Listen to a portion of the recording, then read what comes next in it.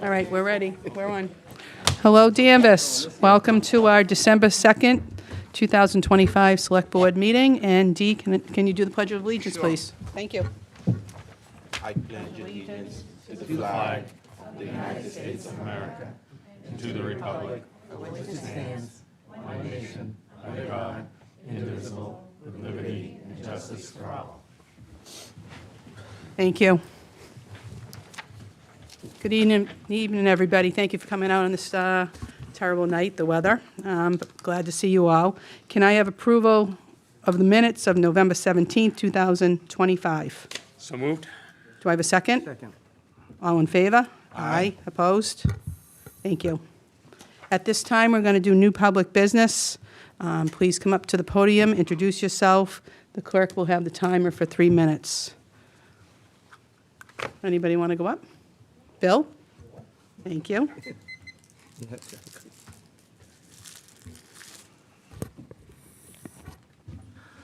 Bill Bradstreet, Town Meeting Member, Precinct 1. Last night I attended a ZBA meeting. The board, one of many that the town have, that does a lot of business, helps make the town run smoothly. Question came up, it'd be nice if they got, because it's the Christmas time, if they got a raise, possibly with mileage written in there. I don't expect an answer tonight, but just please tell me you're working on it. We're working on it. Thank you. Does anybody else want to come up? Going once, going twice? Okay, thank you. All right, the board will vote to accept gifts in accordance with MGL Chapter 44, Section 53A. 2,500 Friends of the Danvers Rail Trail, Paul McNulty. 20,000 Friends of Endicott Park, Chris Sanborn. Ira Motor leased vehicles to Danvers Police Department, Police Chief level. Thank you. Chris, introduce yourself. Good evening. Thank you. Chris Sanborn, Director of Natural Resources. I'm here tonight presenting for the Friends of Danvers Rail Trail and for the Friends of Endicott Park to ask for your acceptance of 2 generous gifts from 2 great nonprofit organizations in town that continue to do remarkable work for the community. I'm joined tonight by Bill and Lois McKenzie, President and Vice President of the Friends of Endicott Park. Paul McNulty, he's feeling a little under the weather tonight, so he could not be here, but he did ask me to share his thanks to the board for your continued support of the rail trail. He is the president of the Friends of Danvers Rail Trail. The first donation tonight for your consideration is a $2,500 donation from the Friends of Danvers Rail Trail to purchase and install 4 to 5 new trees. These trees will be installed on the west side of the rail trail between mile markers 1.9 and 2.0. This is just north of the new Wayne Marquis Pocket Park, kind of in between that area, between the Hobart Street parking lot and the Pocket Park there. Moving on to the second donation, this is a $20,000 contribution from the Friends of Endicott Park. This is to fund the replacement of the back carriageway door of the Visitor Center. You may recall earlier this year you accepted a $30,000 donation from the Friends of Endicott Park to replace the front door. That work is underway right now, and I saw the door. It came in the other day. It's just beautiful, beautiful mahogany door, 10 by 10. It's a large barn door, so the rear door will be very similar to that. So I would just like to thank the board for your consideration. Thank Bill, Lois, and Paul for just the phenomenal work that they do every day just to improve our community and improve these natural resource areas in town. Excellent. Thank you. Chief, did you want to go up? And then we'll do a motion, all 3. Good evening, Chief Lovell, Danvers Police. For about 15 and 20 years now, Ira Toyota has leased a vehicle for the Danvers Police Department for the DARE program. Over the past few years, there's been a RAV4. The last 2 vehicles have been Toyota Camrys.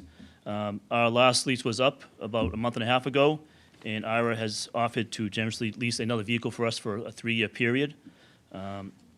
The Ira Toyota pays the full price of the lease. The town pays the registration and the insurance on the vehicle, and it's assigned to the school resource officer. Is currently there's a design to wrap the vehicle with the DARE logo. I believe you have a copy of that in the packet. That should be done hopefully next week or 2, and we're requesting to accept this vehicle on behalf of the town as the DARE vehicle. Thank you. Thank you, Chief. So, board members, I think I'm going to have a motion to approve individually with a letter of appreciation, 2,500 Friends of Danvers Rail Trail, Paul McNulty, 20,000 Friends of Endicott Park, Chris Sanborn, and IRA Motors leased vehicle to Danvers Police Department. Do I have, I guess I made the motion. Do I have a second? Well, Oh, Madam Chair, you Yes. said you were going to take them individually. Oh, individually, yes. And Yeah. then- Do you want to make it Yeah, motion Madam Chair, individually, I'll make a Gardner? motion Thank that we you. accept the gift of the Danvers Rail Trail and acknowledge it with a letter of thanks. Do I have a second? Second. Okay, all in favor? Aye. Aye. Opposed? And the next one? Madam Chair, I move we accept the gift donation for the Endicott Park Visitor Center store with the appropriate letter of thanks. Do I have a second? Second. All in favor? Aye. Opposed? And last but not least? Madam, I move we accept the gift from Ira Toyota with a appropriate letter of thanks. Do I have a second? Second. All in favor? Aye. Opposed? Excellent. Well, thank you. Excellent. Thank you very much. Madam Chair, if I may, I was going to say during, at the end of the meeting, during new business, but while I have Chris here, I would like to just thank the River Committee. I attended their meeting last week, and I was just really impressed by the amount of work the town and the resident volunteer do to keep our river, our waterfront the way it is. So I did not know how much work goes behind the scene, and I was just blown away. So I just wanted to say thank you. Thank you. Gardner, did you want to say anything? Mike? No? Okay, I just want to say thank you, too. Bill and Lois, you do an awful lot for the Endicott Park. Did you make the door? No, you didn't. Okay. All right, I was just wondering about that. No, I know, but thank you. And it was sad to hear about the horse, too. Right? So hopefully we'll get another one of that. But thank you very much. All right. So the board will hear from the police chief regarding a liquor compliance violation. Chief? Good evening again. On November 12, 2025, officers of the Community Service Division and Detective Division conducted alcohol compliance checks in the town of Danvers. Prior to these checks, a public notice was posted on social media on October 27, 2025. During the compliance checks, two 18-year-old males were instructed to enter various establishments, attempt to purchase either Bud Light or a six-pack of Bud Light at a store. Out of the 49 establishments within the community, 10 were not checked because they're either closed, under construction, or inaccessible. At approximately 6:39 p.m. on this evening, the underage male entered J&J Asian Cuisine located at 156 Andover Street. He approached the bar, ordered a Bud Light, and was served without being asked for identification. He paid for the beer and received a receipt for this purchase, and he exited the restaurant to the officers who were seated outside in a unmarked cruiser. Officer Smith and Officer Skane entered the establishment and observed the Bud Light draft beer still sitting on the bar. The officer spoke with both the manager and the employee, who were both respectfully acknowledged that they had made a mistake and not checked for an identification. At this time, I recommend the manager be notified and requested to appear before the board at either the December 16th or the January 6th meeting to discuss the violation. Board members, questions? Gardner?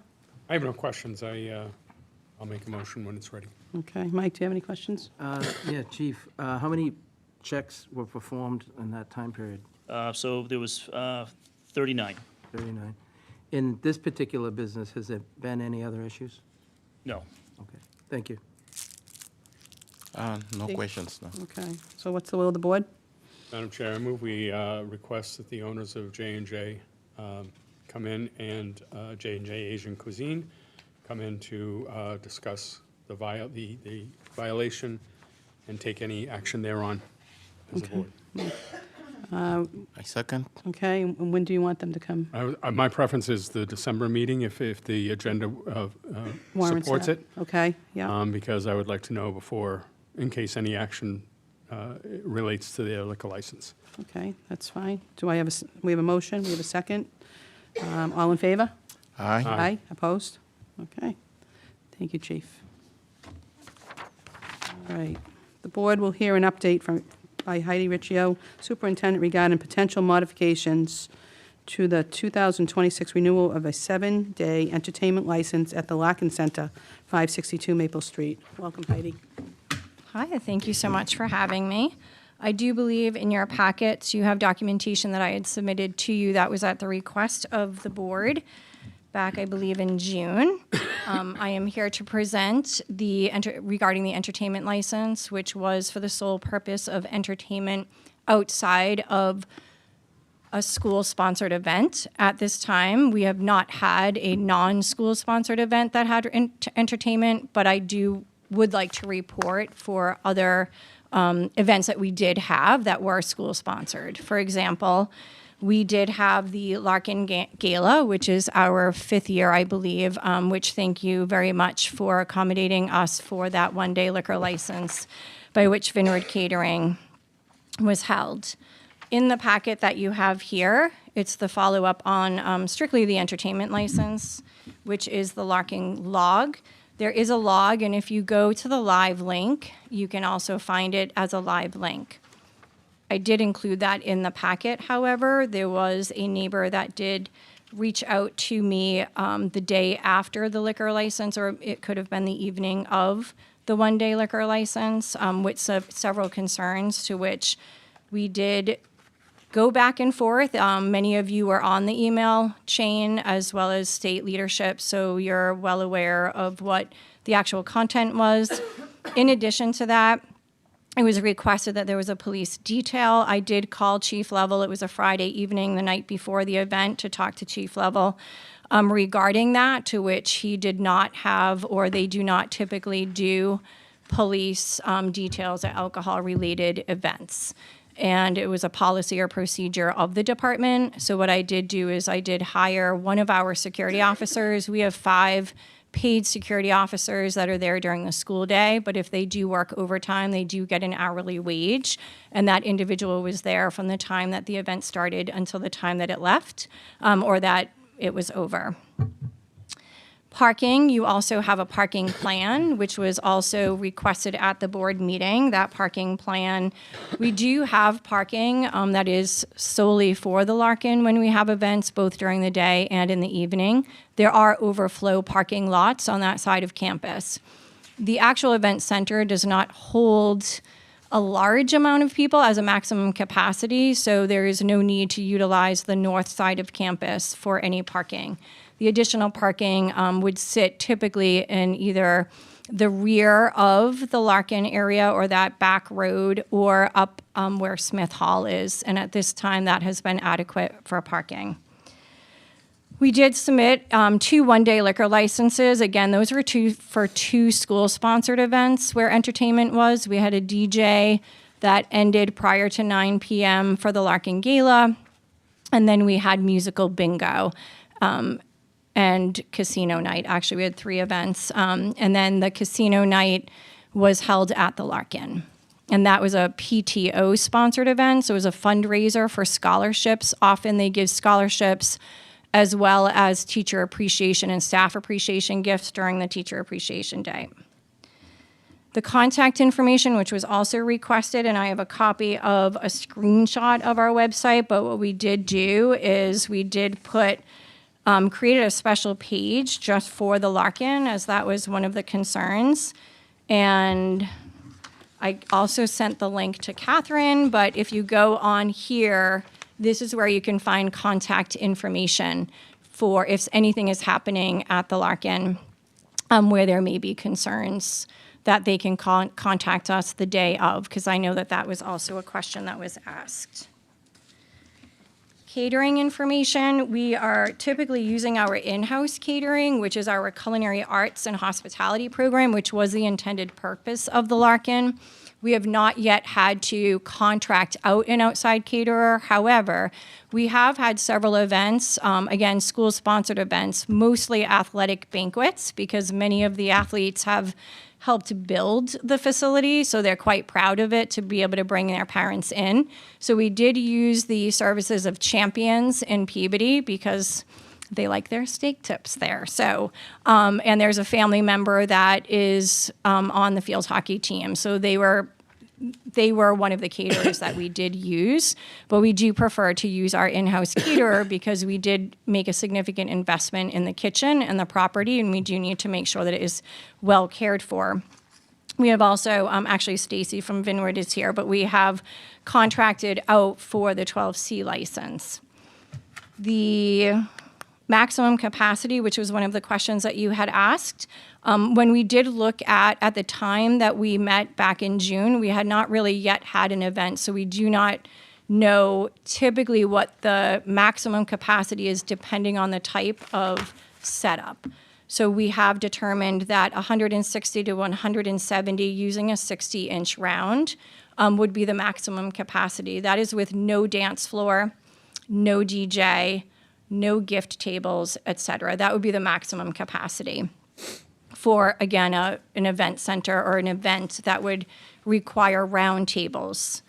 If we were to do chairs only, so we did have Senator Tarr had a green crab symposium, and we set up what we call a theater style. We could accommodate 250 chairs in there, but that would really be with no food, maybe a water station and a podium. Okay. Due diligence, it says that we believe that we did follow the law related to events being held on campus. I think we did discuss this on a couple of occasions. We did work with DCAM, who DCAM owns the land. We own the buildings, 16 buildings, but we also own the care of that land. So we did work closely with DCAM on that to confirm that we are within our rights, as well as through the school committee approval process. The Larkin Event Center, which back in June, and I know in September I also discussed this, is that we did officially close. That is also in your packet, the Larkin Event Center. And the reason is that we decided not to go for the full day liquor license or the full liquor license under our name, because it really is not the most significant purpose of the event center. It is primarily used by our students or by our families. And so we did close that. We actually opened up the event center out of the recommendation of our attorney as well as our insurance agent. And so that is where we did go for that LLC from a protection perspective. But because we are not holding that license and we have opted to go for either a one-day liquor license if it is a public event or a private event using a 12C outside caterer, that we did not think that the Larkin Event Center was in our best interest.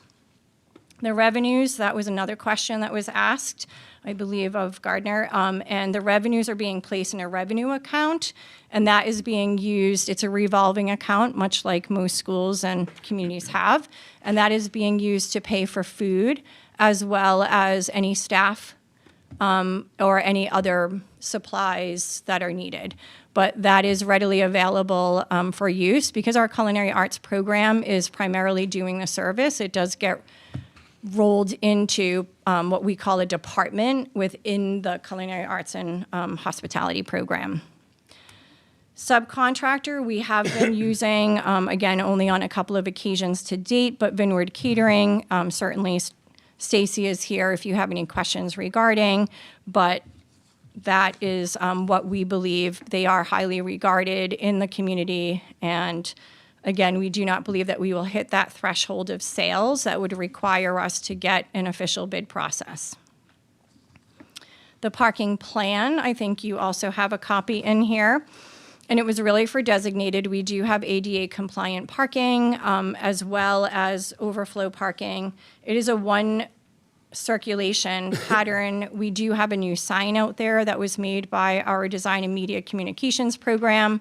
So it makes it a little bit easier for them to be able to enter into the Larkin parking instead of having to drive through the entire campus to then do a one-way route pattern. Moving on. And then I think the last page is just the information related to the LLC. I can certainly open it up to any questions that you may have Thank that you. I did not answer. Point of information, Okay. will there be liquor served through the entertainment license without a one-day liquor license?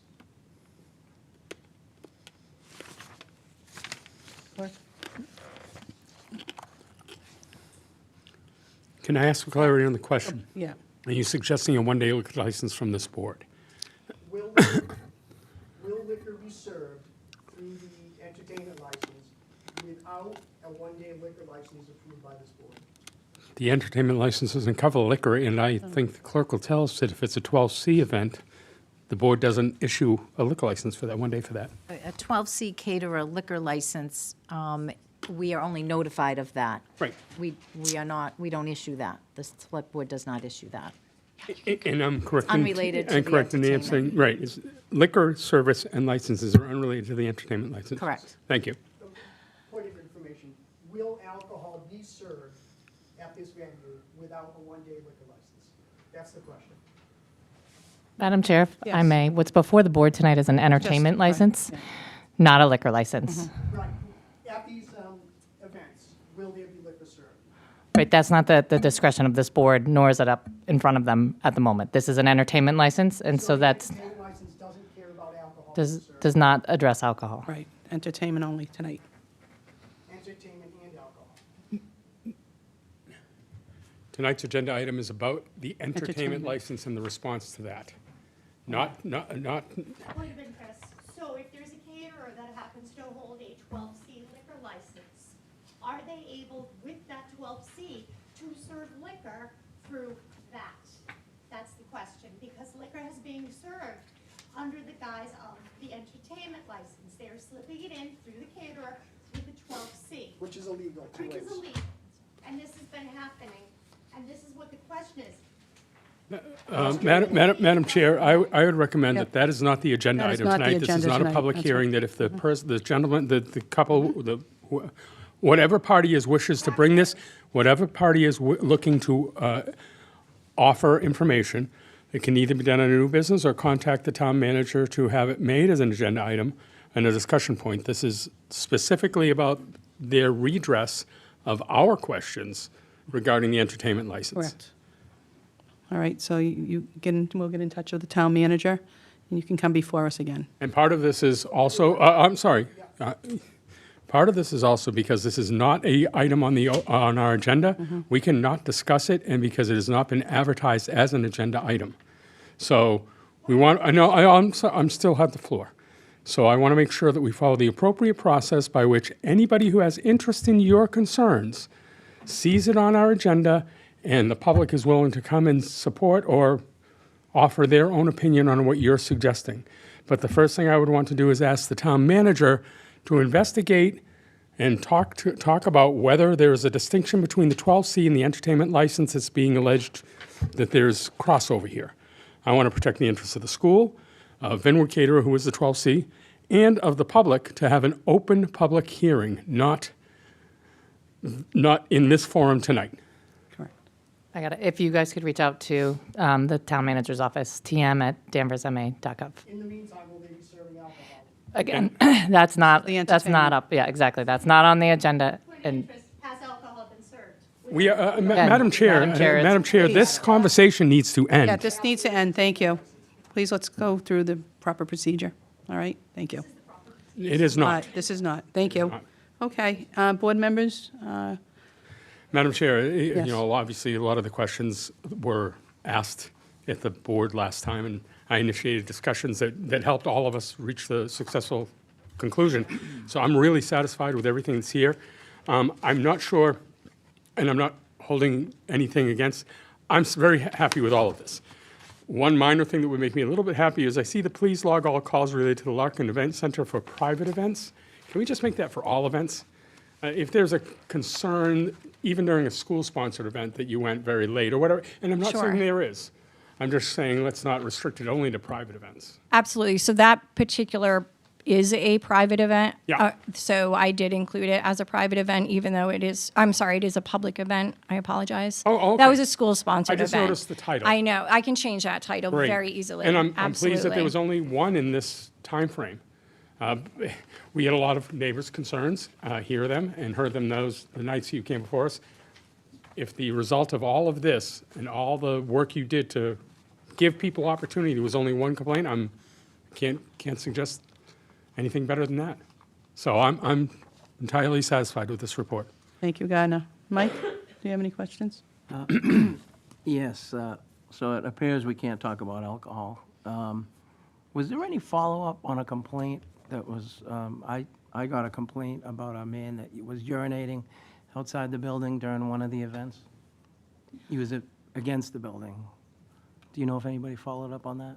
I do, actually. I received a call or an email or a text message. We do not believe that he was urinating. I believe that there's a video. We reviewed the video. We have the caterer here that was here that evening, but I do not believe if that is regarding Chair, Yeah, part of you the can I liquor just ask for a second? license. You wait, It's out of yeah. order for you to get up and approach the Can you docket. just, please Can you please leave? Yeah, please leave it on the corner. No, And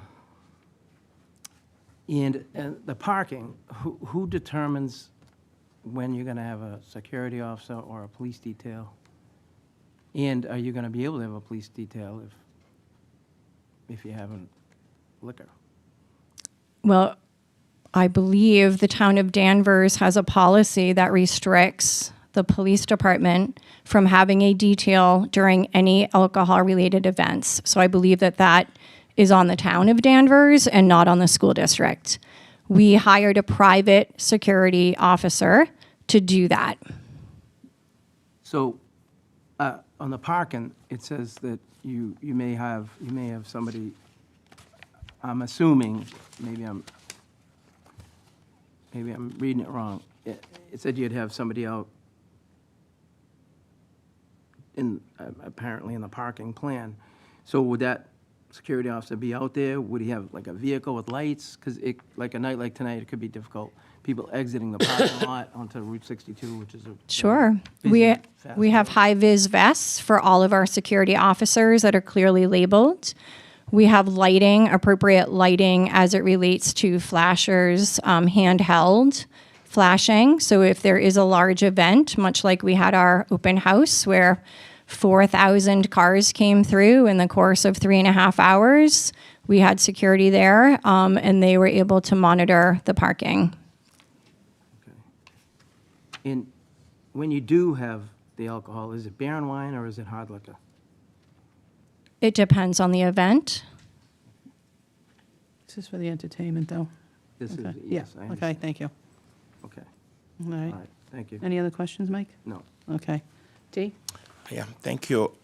Is it my understanding that we are not trying to modify the terms and the restrictions that you have on the license now? Is that correct? That is correct. We are happy with the 9 p.m. entertainment end time. So all the restrictions that we had issued prior to issuing the license, we are not trying to change that now. We are not adding anything. Nope, we are happy with it. Okay. Thank you. No. Okay, great. Any other questions? Okay. Do I have a motion? I don't think you need it, Madam Chair. This is just say the board will hear an update. I think it's a motion to accept the same conditions for the 2026, right? Renewal from Madam the Clerk, 7-day? is that? Madam Clerk? If we're not changing it, it would just be a consent calendar item on the next agenda. Okay. All right. So we're all set. Okay, thank you, Gardner, for pointing that out. Thank you. All right, thank you, Heidi. Thank you. And if anyone would like a tour of the Larkin to show the parking area and where the lots are, I'm happy to do that and kind of explain any other questions that you may or may not have. And that goes for any other member of the community. So thank you so much. It's a beautiful space. Okay. The board will hear detailed information as requested on 10/21 pursuant to a request to modify the previously granted application of Wakefield Associates, Joe Roberto, project manager, to occupy the public way in front of 17 Elm Street. And who is here to speak, please? I am here this evening. Thank you very much. My name is Nancy McCann. Sorry about that. I am here representing the developer of this project, Joe Roberto. With me tonight is Tim Spencer. You saw Tim at the last couple of meetings, most recently in October. Also with me is Meg Graves, project architect, that I brought with me this evening to answer any questions that you might have. Back in the October 21st meeting, this board granted a motion to extend for 60 days the occupation of the street and the sidewalk in order to allow time for the sidewalk, temporary sidewalk paving, the asphalt paving that was discussed at length at that meeting, to be installed so that the street could be opened, so that the parking spaces would not be obstructed as they had been for the sidewalk that was relocated into the street during the demolition phase. That 60-day extension would expire on December 15th. The sidewalk, asphalt sidewalk, temporary sidewalk has been installed. The street is open. The scaffolding, the pedestrian safety scaffolding was installed. So the asphalt paving has been put in and the scaffolding was put in within the last 2 weeks. Yesterday, at about 2 o'clock in the afternoon, I received an email from Tim Houdan, the building inspector, who's here this evening, itemizing some things with regard to that asphalt paving, some sloping issues to make it ADA compliant, as well as some concerns with the scaffolding and code compliance of the scaffolding. Again, we received this yesterday afternoon, and we have already begun working on these items. For example, the fencing that was noted as being a visual obstruction has been moved back. The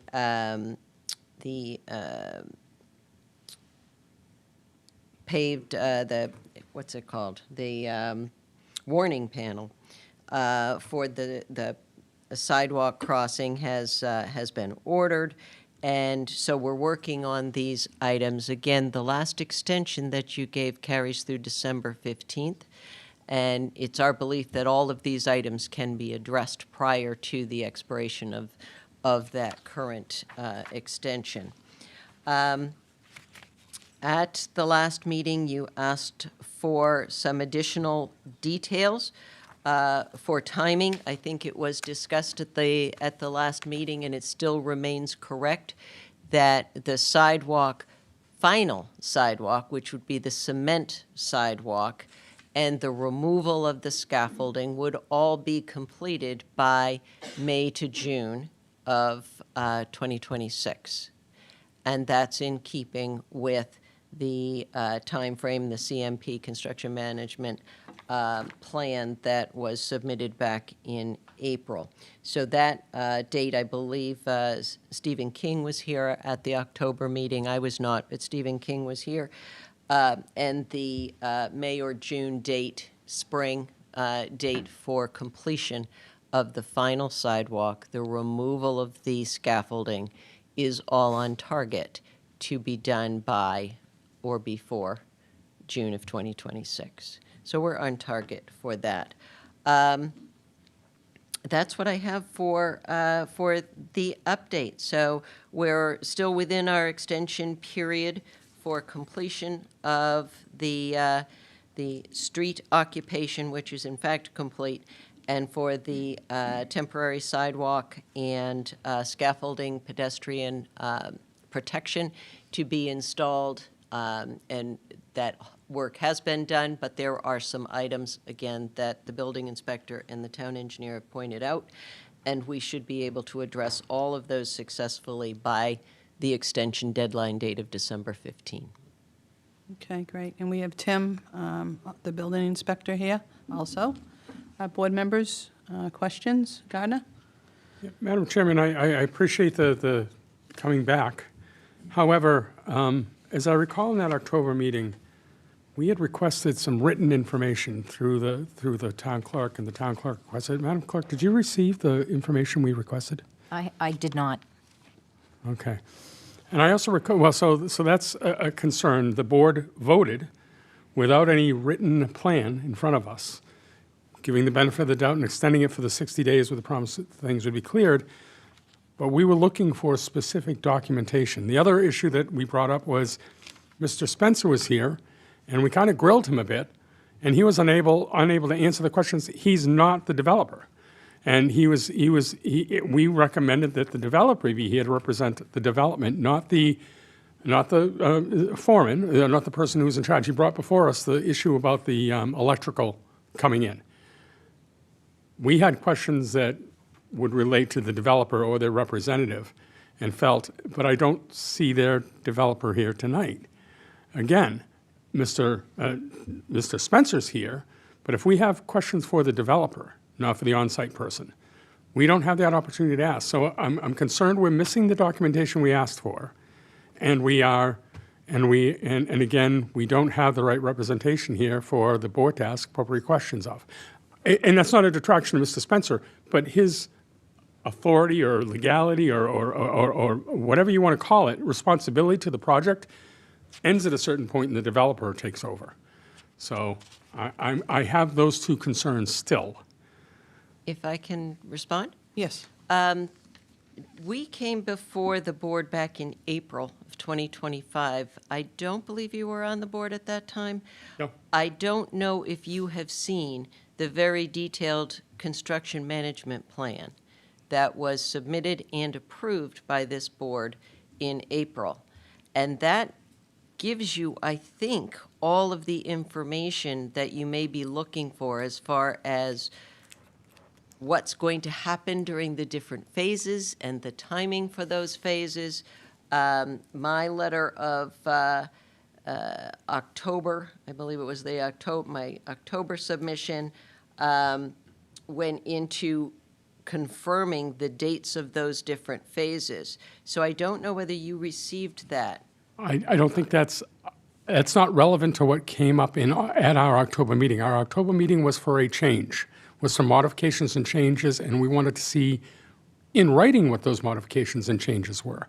Well, And we didn't get that. there weren't any, well, you did, because that was the written request that was submitted to this board, was the only modification.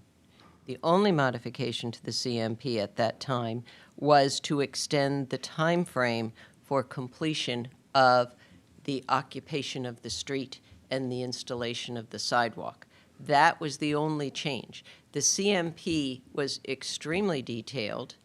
It had diagrams and everything The one in else. April, you did. You're right. You're absolutely right. It did. Yeah. What I'm So suggesting none is of at the that has October changed. meeting, we had asked for specific documentation to come back to us, and it hasn't.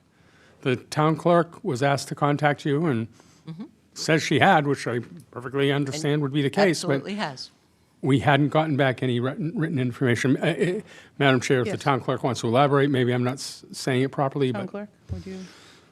I did Please let us know. I did send Attorney McCann and the developer an email back on November 12th, asking for Nancy, the developer, as well as any other person with the ability to answer any questions that the board may have.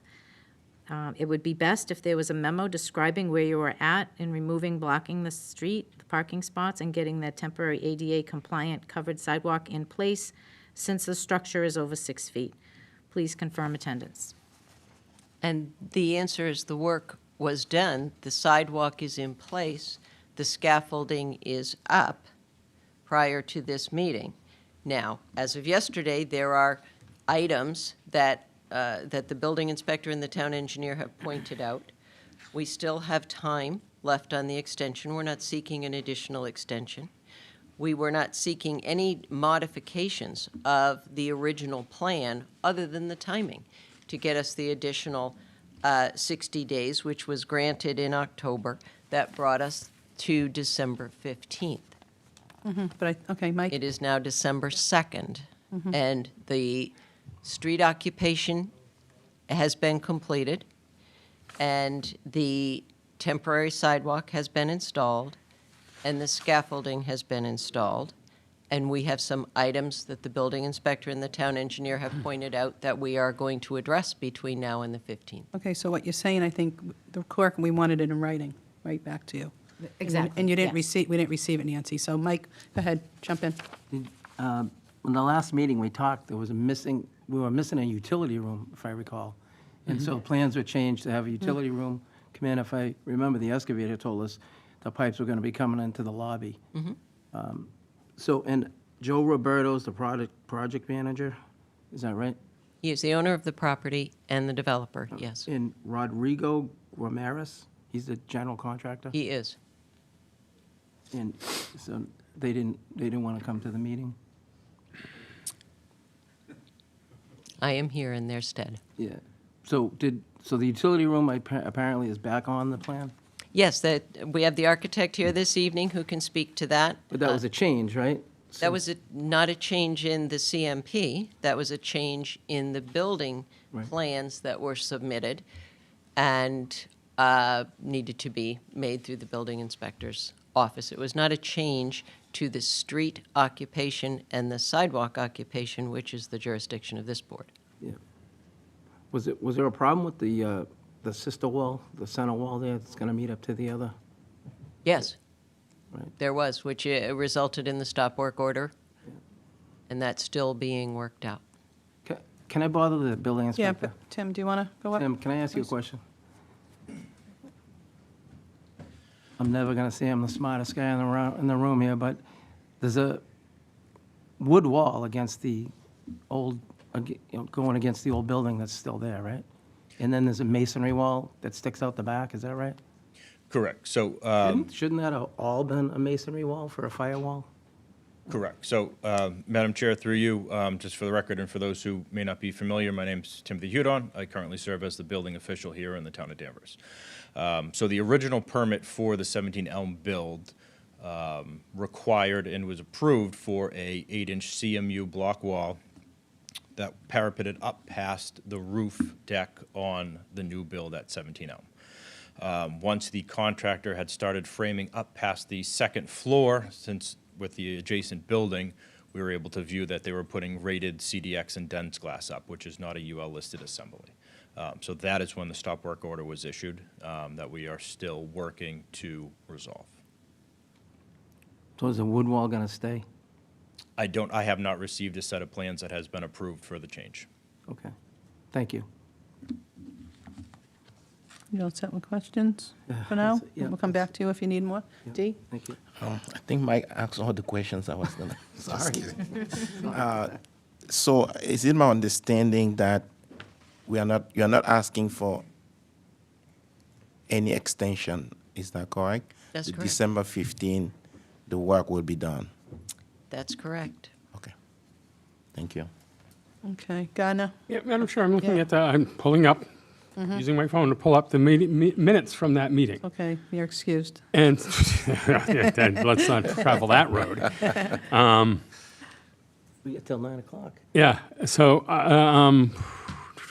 Select Board Member Trask, motion to extend another 60 days and for the applicant to return within 60 days with the detailed information we were looking for before any further extension. It was seconded by Board Member DeJoco, voted 4-1.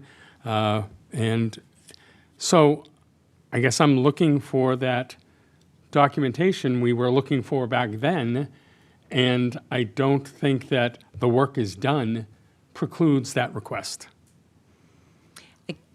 Guess the way I read this is, and I'm reading here, Select Board Member Trask motion to extend for another 60 days and for the applicant to return within the 60-day period, and here we are, with the detailed information we're looking for before any further extensions. We're not seeking any further extensions. We are Okay, working I think we're slicing the within- bread very, very thin. We were concerned that the application on October didn't contain written information we were asking for. We asked for you to come back or to provide that information. The town clerk asked you for that information. I agree you're not here asking for another extension, Right. but I think that, A, we don't have the documentation we were originally looking for, and B, we just still don't have the representation of people, the developer or the general contractor, in case very specific questions about the project would come up.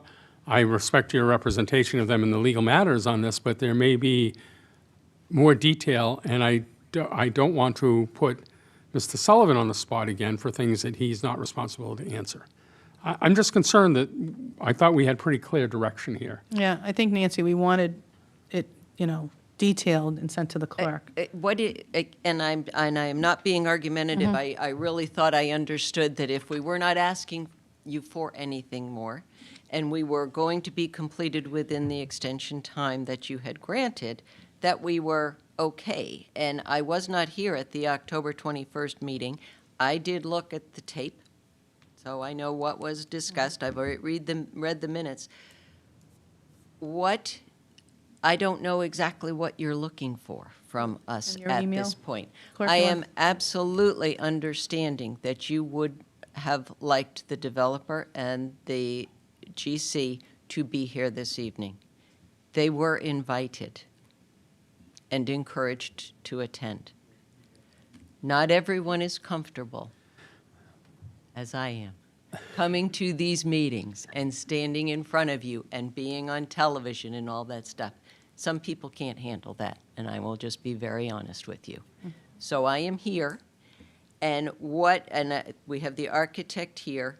We have Tim, who you have met with now twice before. What are the work that was supposed to be completed has been completed. There are now items that, I'll call them punch list items. Forgive me for saying that because it's beyond that and I understand that. That there are code compliance issues and there are items to be done that we believe we can address between now and the expiration of that last extension. So what are the additional questions if you, and I didn't see them in reading the minutes or in watching the tape. I'm not sure exactly what questions you had. I know that you, in watching the tape, there was major milestones or something like that. What did you call it? High-level milestones. As I recall, ahead. we were looking for specific dates, and we were looking for specific dates written down and understanding what those were and what your project plan was. We discussed project planning. And in my recollection, I'll go back and watch, but even supported by the minutes, is even with a lack of those, we gave the benefit of the doubt and said, we'll provide the 60-day extension because of the closeness of it being completed. However, we wanted that documentation.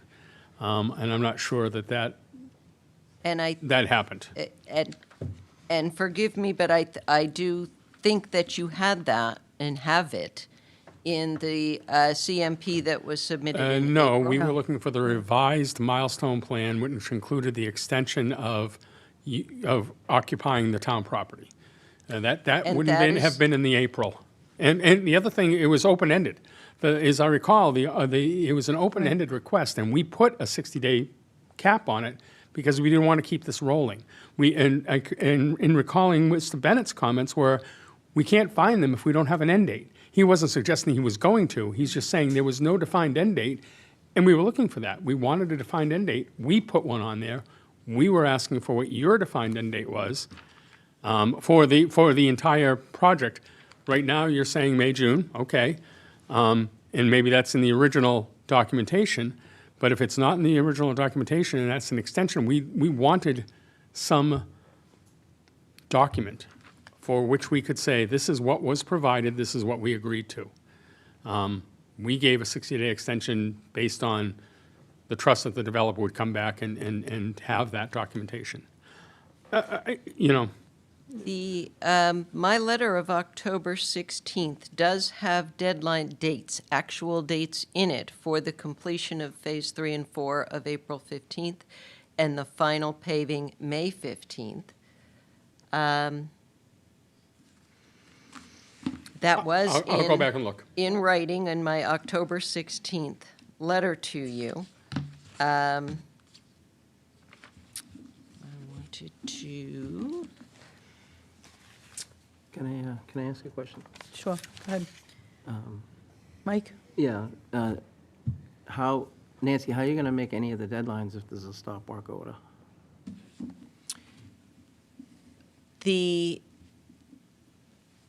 At this point, the architect has been working with the building inspector, not on a daily basis, but every few days. They've been in communication, is my understanding. Again, Meg is here, who can address that. We still think that the items that are the jurisdiction of this board, which is the sidewalk and the street occupation, again, street occupation has ended.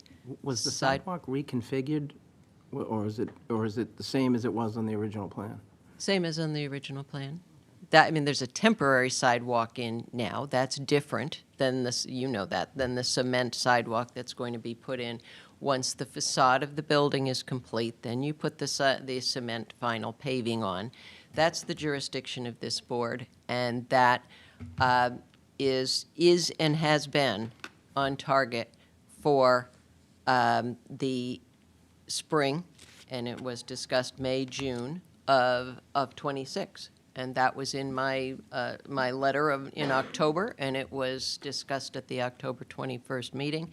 Town engineer was here at that time. He also discussed that time frame as it's not being impacted by the stop work order, the completion of those areas, which is why we're in front of this board.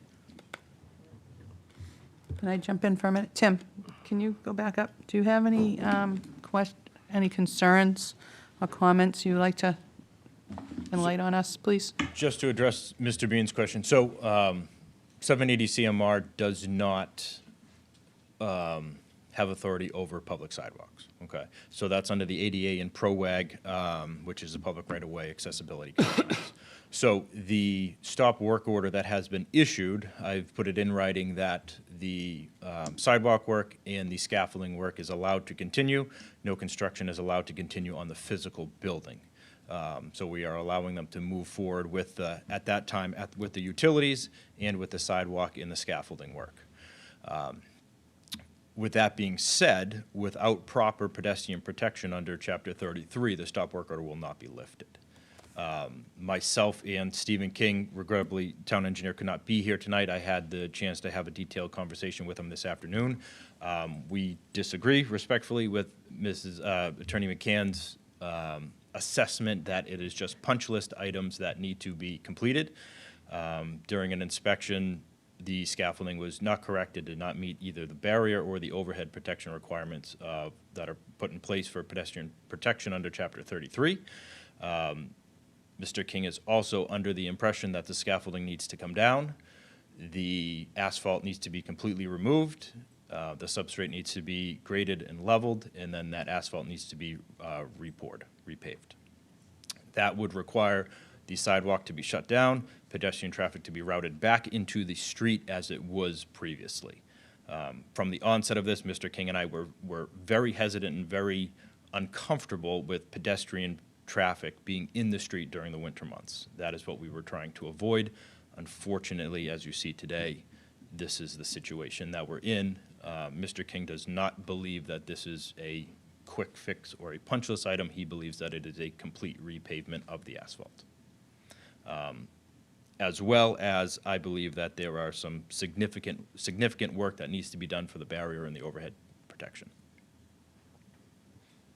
So to you, Madam Chair, from your, and they might be doing 24/7 work, but you as the expert, do you think that that work could be done by the 15th?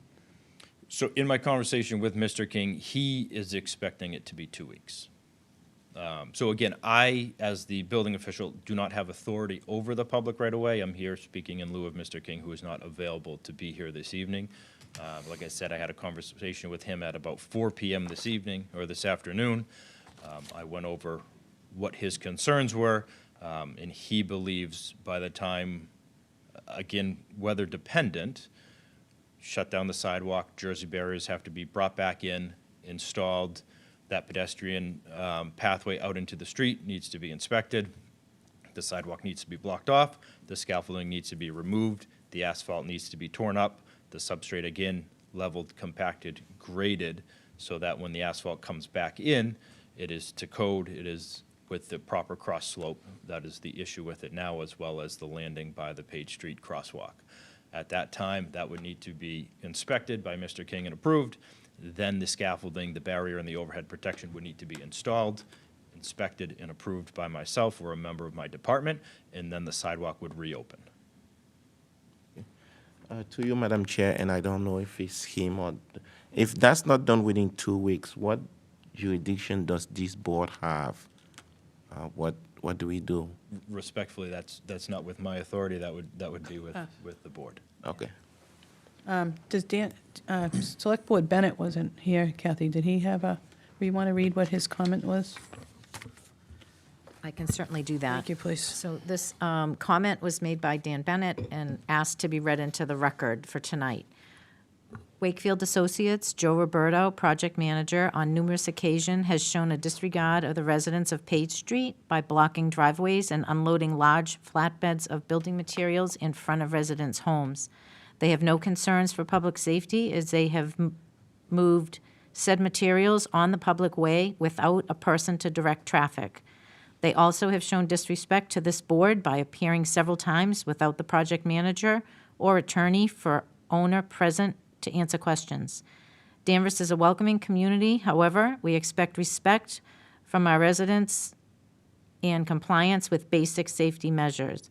Fellow board members, I hope any modifications granted tonight will have specific dates included. Dan Bennett. Mike, did you have another question? I did, and I'm sorry to go Tim? back to this, and I don't know that you can answer this. How do we overcome this sister wall? I know you have to wait on plans. So we are waiting on plans, and with the architect here, if they'd like to speak to it, they're certainly welcome. I can tell you the stop work order was issued on November 5th. There was some back and forth with myself and a couple of architects from the firm with some alternative means and methods. Those were ultimately denied on November 24th.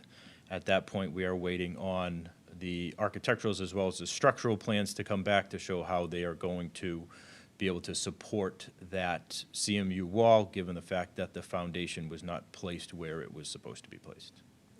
Madam Chair, Sure. can I just ask, I've been without my email for a couple of days for personal reasons, so I don't know if this was covered. I don't know if Mr. Bennett's comments were covered.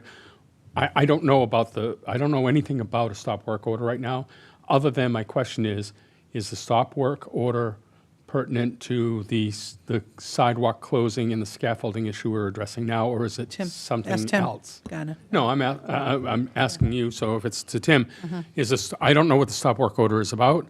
This is the first I'm hearing of it. Like I said, I've been without my email for a couple of days, but does it pertain to the sidewalk, the scaffolding, and the appropriate asphalt grading and things of that nature? It does not. The issuance Okay. of the stop work order was because of a deviation from the plan set that was approved.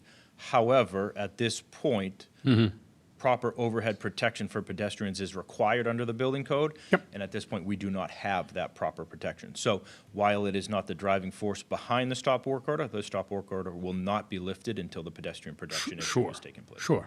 I'm just trying to understand the relationship between the two, because the modification we made was to allow the scaffolding until December 15th. That's what I thought we were back here about.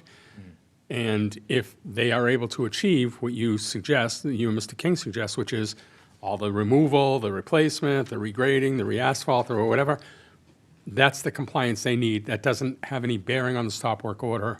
It doesn't lift the stop work order. It's a important fact, but not to the scaffolding issue. Correct. So with respect, through you, Madam Chair, so the issue before the board tonight is the occupation of the public right-of-way. Right. If the applicant is able to redo the sidewalk work to Mr. King's satisfaction, and they are able to provide the pedestrian protection to my department's satisfaction, that is the matter before the board. That does not necessarily mean that the stop work order will be lifted, but it is one component in lifting that Right. stop work order. Right. But if it's about, if we're here because our authority is the public way, and you're clear about that, then if the applicant were to exceed the December 15th, for whatever reason it were, they would be, if I'm not incorrect, subject to fines. As according to our bylaws, or our and that's why we set a 60-day date. We were looking for a hard date in October. We set 60 days without, and said, if you're going to go beyond that, you've got to come back with all the details we're looking for. So I appreciate that Select Board Member Bean is asking questions about the work order, but I want to make sure I understand the distinction between what we're here to listen to and discuss regarding the public way and the firewalls and this configure, whatever it might be. And Mr. Bennett's comments are to the use of the public way, so I find them certainly within the realm of what we're discussing. And just as a point of clarification, the applicant will continue to occupy that public right-of-way until the scaffolding was down. The issue at that time is that the public right-of-way was closed and pedestrians were in the street. So Mr. King and I are of the opinion that that will once again happen, will need to happen for the work to be done correctly.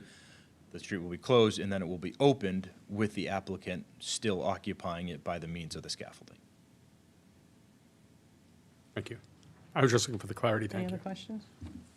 Dee, go ahead. So if we get back to the public way, to Attorney McCann, so how do we address the issue of having blocking and parking in front of people's house and some of the things that Select Board Member Bennett raised? Do we have someone there that can direct? Yes, I'm hearing about those items just tonight, when the town clerk read Mr. Bennett's concerns, and I will bring those to the attention of the general contractor as well as the developer, so that that will be addressed, because that sort of thing, I think we all agree, shouldn't happen. I believe that that we are able to, well, not I believe, the developer and the contractor believe that we can address the concerns that came out yesterday afternoon at 2 o'clock regarding the pavement and the scaffolding within this next 2 weeks. It sounds like, if I understood Mr. Hudon correctly, that Stephen King also thought it was a 2-week, could be accomplished in 2 weeks. And so I think we're okay with doing that. But what I will say is that in the comments that we received yesterday, I did not read in there anywhere that that Mr. King thought that this sidewalk that had been poured needs to be removed completely. So I think we can still work within the 2 weeks, but that is not written in the comments that we received yesterday. There were issues with regard to sloping, primarily sloping and those sorts of things. I understand the scaffolding has to be redone. The developer understands the scaffolding has to be redone. But as far as removing the asphalt and regrading and all of that, Mr. Spencer is here this evening.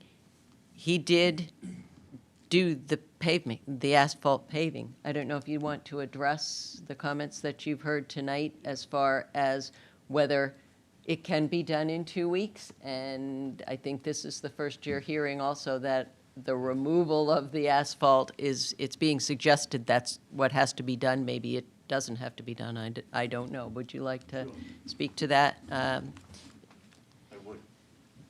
Hi, my name's Tim Spencer. We've met. I put the sidewalk in to make it safe, flat and smooth, which it is. There's a percentage of slope that's allowed. I exceeded by, in spots, maybe 1%. That's not much. I don't see a reason to take it out. If they're holding me strictly to the ADA compliance for 1%, that's hard. I did it just to get it done for the time frame for the board. It is flat, smooth, and safe. The ADA bump step is not there. That's got to be put back. But we didn't have time to do that at the time. But in my opinion, it's not far off. If you read the email and he tells you the tolerances are off minutely as far as the slope goes, it's all going to get ripped out again. So that's my biggest thing, is that it's real close. I mean, in spots, it's within 1/4 of an inch, 1/2 an inch of compliance. Should it be ripped out? I don't know. But we are going to go with what our building inspector does say. Oh, absolutely. Okay, No, thank you. I get it, but it's not unsafe, let's put it that way. And that was my whole plan, to make it smooth and safe, that's all. Can you do it in 2 weeks? Oh, absolutely, yeah, we could. It's really safety concerns, you know. And I don't think this was the first time, Nancy. I think on October 27th, sent attached pictures and quick video of safety concerns on the delivery of the materials for 17 Elm Street project. And there's some photos here. There appears to be no one leading the forklift or traffic controls. So this was done, and then Bennett had made comment of it again, too. So, and we're going to stand by our building inspector.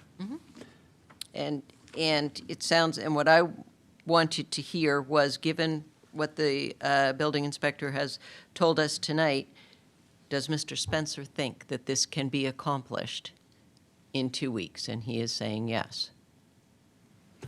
Madam Chair, I hope everybody's right. I hope me it all too. gets done by the 15th. I hope this becomes a non-issue because they're not back here for modification. I'm still concerned about our request to have the contract, the GC or whoever it was here, the developer here. I'm not going to really buy camera shy as a reason not to be here. They've been here before. And Mr. Bennett's comments could have been directed directly to the person instead of filtered through representation. There is no extension being asked for, so I think that the best we can hope for is that the good hopes of the of Mr. Spencer are correct, who shouldn't be on the spot for that, are correct, and the building inspector is satisfied with what happens, and Stephen King is satisfied with what happens. The only thing that's left for us is if it goes past the 15th, this board has to decide what they're going to do about that. Until then, I think this is, I think we're just, I appreciate the clarity of information, but I think we're diving into places we don't need to be at this point. Our concern is public way. Is it going to be done by the 15th? Until that happens or doesn't happen, we're kind of, Do we have a motion? there's no motion. This isn't a request. They're not asking anything. Well, They came back because we asked them to come back. This is, what's the will of the board then? What do we? I don't know that it says the board will hear detailed information requested to modify the granted application. We've already had, and I'm not going to belabor the discussion about detailed information coming back to the clerk or not, and the point about asking the GC to be here. But other than that, there's no action to be taken here, other than we heard their report. And we've December offered 15th, comments. yep. And on December 15th, either it happens or it doesn't, and if it doesn't, then I expect a building inspector or engineers will come back and say, this is still there. And we'll have to decide as a board what action we'll take about the public way. I think Mr. Bennett's points are valid and concerns should be raised and sent to the Wakefield Associates and as a warning that they shouldn't do it again, and doing it again would be inappropriate. Yeah. Right now, what we're doing is we're venting I'm venting my frustration about not having the information and not having the GC here. That's all we can do. Well, is vent some safety concerns frustration. too. Tim, do you want to comment on anything else before we wrap it up? So the only comments I would have is that my office has fielded multiple complaints about the project and about the delivery of materials. The GC has been notified multiple times. The only other comment that I would say in response to Mr. Spencer is that it's his opinion that the sidewalk is safe. With respect, we do not deal in opinions, we deal in the regs. So these are federal regulations. Yes, they are strict. They give you a tolerance, plus and minus differential there. And the sidewalk is, as Mr. King has measured it, is over that differential. So this is not, for us, not a matter of safety, it's a matter of potential liability for the town. And Mr. King has made it clear that he will not be approving anything that is outside of the ADA or the PROAG regulations for that reason. Okay, so let's hope that they get Your it done by comments the raised- Your 15th. comments raised an issue, which is you've received multiple complaints. You've contacted and told the developer. Through you, Madam Chair, to the clerk, the town manager, whomever, even you, is there a mechanism for fining for noncompliance? Is there a penalty for noncompliance that we can start applying? through the Massachusetts State Building Code, there is not, which is where my authority lies. When we get a complaint about a street being blocked or deliveries not being able to happen for the residents, we go to the contractor at this point as a way to address the situation. However, that I do not have a strict authority under 780 CMR for any sort of fines or violations. I would imagine that it would go through this board, but it wouldn't come through inspectional services staff. Madam Chair, the town manager maybe is going to respond to my next question, which is there any request we have? I'll do some research. My understanding is that if they do go past their date, you have the ability to fine them. But we're not there yet, so I will have that at the December 16th meeting. We'll have that information for you. The team will have been out to inspect. So you have a meeting the day after that. So there won't be time to lapse if they're not in compliance. I guess what I was going to ask you, is there anything in our bylaws that provides a penalty for noncompliance, for blocking a public way from the public use? I did not find anything yet, but I'm learning our bylaws, and sometimes they're not with the rest of it. So I did look for you guys about the authority about the public way. I found that section, but there was no fines in that section. But as I've learned with the bylaws, they could be in another area. So I will keep looking, and I'll send that out to everybody. So given that, Madam Chair. Yeah, absolutely. This item requires no action, but I am going to offer a motion that if the building inspector has not signed off, because he's after the town engineer, the building inspector is the sign off on the scaffolding being removed and the public way being where we want it to be. If that is not done by the 15th, I would ask that the applicant return to us on the 16th, the night of the 16th. Our meeting. And our meeting on the 16th, explain why it's not done, what they believe to be the true date, and with that, include either the GC or the developer to ask those direct questions. So I would motion to have them back if the town engineer has not signed off on the public way being remediated the way we want it to be remediated. What about, Madam Clerk? Do you have anything to say? I do think we could, we could meet on the 16th, we'll have an update, and if at that point there are issues, we want to have them back, then we could. Because, we have to post the agenda a couple of days before. That could happen between when we post the agenda and when we have the meeting. So if we start making an agenda item to be added at the last minute, that just complicates I hear things your concern. unnecessarily. I understand what you're saying in that concern, but can I ask the clerk, can we have an agenda item that then is struck within 24 hours? I think I just need to clarify a little bit, and Tim is going to help me, I think. Okay. Within the 2 weeks, what they're supposed to do is redo the sidewalk, have a covered scaffolding sidewalk tunnel around the corner of 17 Elm Street. That structure will stay for the duration of the winter, not removed on. No. So that structure will remain. But the street will be reopened. Would be open. However, the question I would have for the notes would be sidewalk final, all complete, May, June of 2026. What's the date that the sidewalk would be completely open without that scaffolding and tunnel sidewalk? I think the board may want to know what that date is, not May, June. That's 8 weeks. Okay. Can I suggest that might be two different things? One is we're looking for a hard date for the completion of the project. The May, June is too vague. Give us a date. End of June, end of July, whatever you give us, but we need a target. We need a finality of when you believe this will be final. And build in the buffers you need to build in the weather issues you are concerned about, whatever it might be. But we need a hard date, not May, June. Secondary to that is the issue about opening the public way, which is what they currently have a permit to close the public way in some manner. I'm not suggesting the scaffolding's down. I'm suggesting that the public way is open again. The street's accessible, the parking's accessible, people can walk under the scaffolding for safety reasons. I encourage that. But we currently have a December 15th date that has an end result.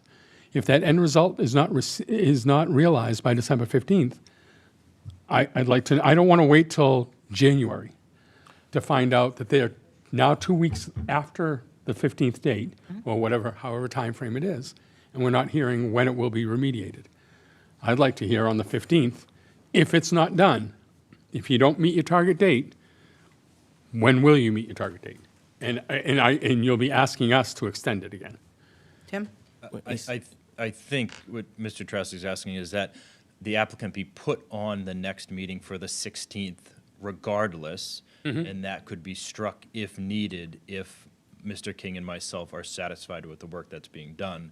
But it's too late to put them on the 15th. if the You are work is correct not- in what I'm trying to ask. You're more succinct than I was. That sounds right. Madam Clerk? We could certainly add an agenda item similar to the one that we have on tonight's agenda item, asking the developer and whoever can answer any questions on the 16th, and then make a decision at game time. And so I made that motion. And Make the motion. that we do that, put them on the agenda for an update on the 16th. And with the understanding that if the work is done, there's no update to give other than the work is done. Do we need to take a vote for agenda items? I mean, we can No. just, if we have to put Okay, them then on I'm the asking for the agenda, consensus of the board. we can just put them on the agenda, and then if the inspector says everything is all set, we'll just skip it Yep. during the meeting. Okay. I would also ask that within 2 weeks, we get a written schedule that identifies an end date other than May, June timeframe. I'm looking for a hard date. It's a target, and I'd like a hard target. I can appreciate that. Nancy? I am happy to provide that. It was in my letter of October 16th. It does have a hard deadline of completion of the sidewalk work, which is the jurisdiction of this board, which means at that time, and the date that we have in my letter to you of October 16th was May 15. That was the date. Okay. That was in that correspondence to you, so you do have it in writing. That is the completion of the work that's the jurisdiction of this board. The repoured When you concrete say the sidewalk. completion of the project, No, there's going to I'm be, saying, I'm saying the completion of the poured Okay. concrete sidewalk. You do have And so that? okay, then if the statement is, I'm sure the clerk will identify that as May 15th. If the date is May 15th, we'll go with May 15th. Perfect, then I don't need to May 15th. further clarity. All right, so we have that. So we don't, did you withdraw your motion? We don't have a motion. It wasn't a motion, it was a Yeah, well, request. there's no motion, just request. Okay, so if the building inspector and the town engineer are satisfied with the sidewalk work and the scaffolding to protect pedestrians by the December 15th date, which is our date now, then we do not come back to you on December 16th. If for some reason this has taken longer, whatever, we come back. You have requested strongly the attendance of the GC and the developer at that meeting. I will certainly pass that along as well. And to be clear, or GC or the developer, I want someone with the authority to answer questions about the project directly with no, I'm casting no aspersions on Mr. Spencer, but he doesn't speak for the project. He Right. speaks for his role within the project. Right. Okay. And that is it. So that's where we're at. Great. Madam Clerk, you have all that? Thank you. I have all of that. I'll go back and watch the video. Would, if the clerk, would you please forward to me Mr. Bennett's email? Sure. So that I can forward that to my client and to the contractor to make sure that his issues are addressed. Thank you. All right, thank you very much. Thank you. Thank you. Thank you, Tim. Thank you, Mr. Spencer. All right, where are we now? Okay. We are on, the board will continue discussion of the recommendations of the town Manager Act Review Committee. So tonight, the Select Board will discuss the Select Board versions of the Town Meeting Act, Town Manager Act, and the recall bylaw. Board members received these drafts over the last few weeks through email. The draft should reflect the deliberations to the board to date. If approved tonight, these drafts will be posted on the website and will be the basis for the public hearing to be held on December 16th. That's going to be a busy night. After we hear from the public on December 16th, the board will decide if we are prepared to set the warrant at that time or if we want to schedule a special meeting for December 30th for the sole purposes of creating the warrant and setting the date for the special town meeting in February.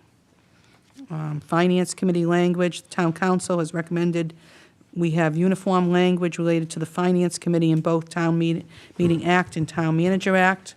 It is Section 9 in the Town Manager Act, Section 33 of the Town Manager Act. This section is a little bit more comprehensive. Board members, do you have a preference regarding the language or discussion? Madam Chair, if I may, just to clarify.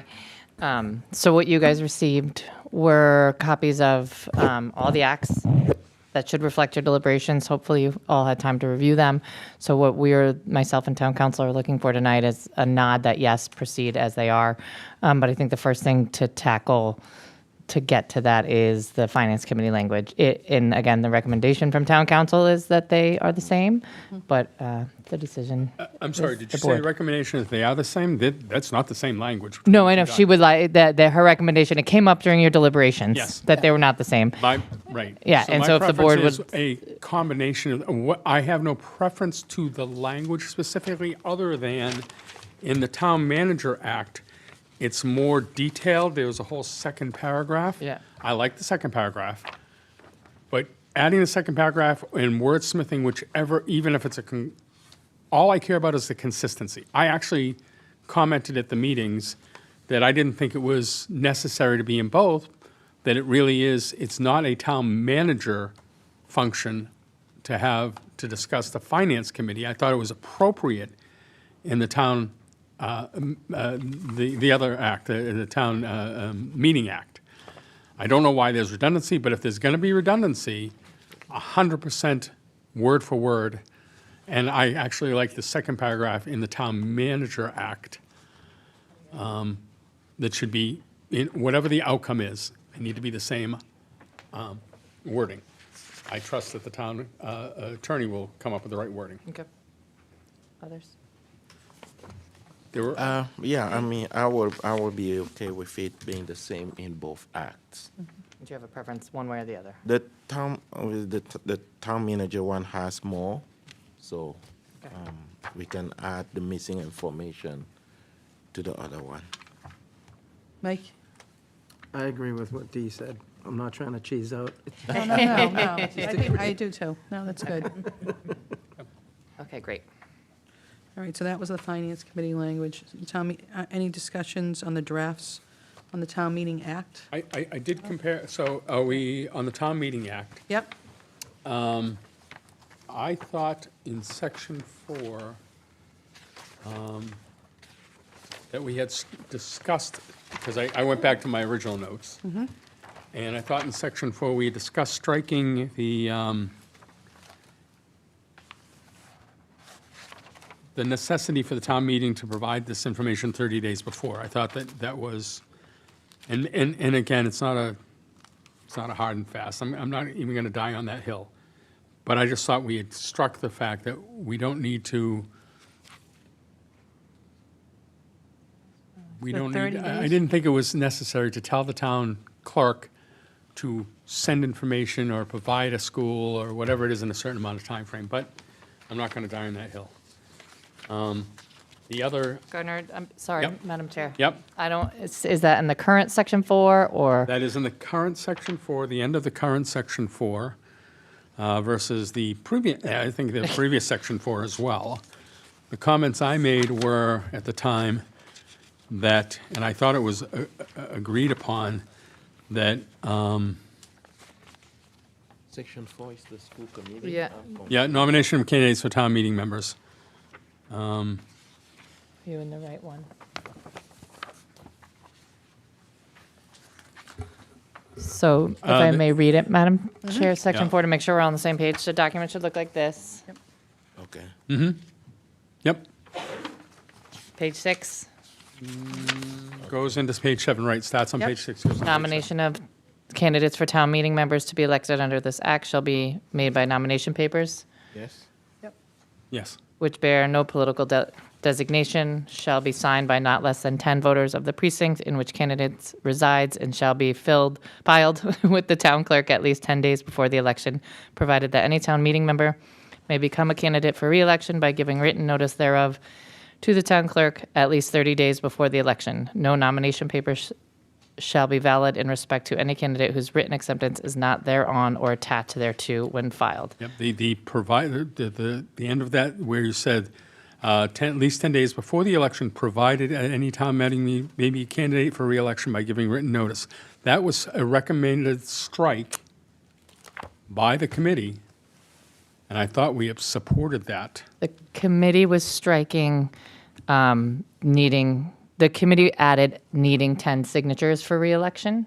They did. Yep, that's the part that you guys disagreed with.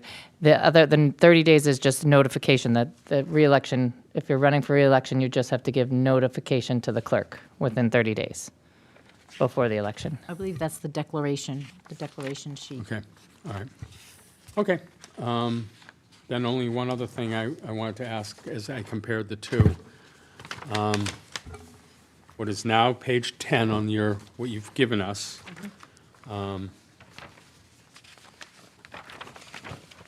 We did talk about, trying to find it here. I'm just concerned,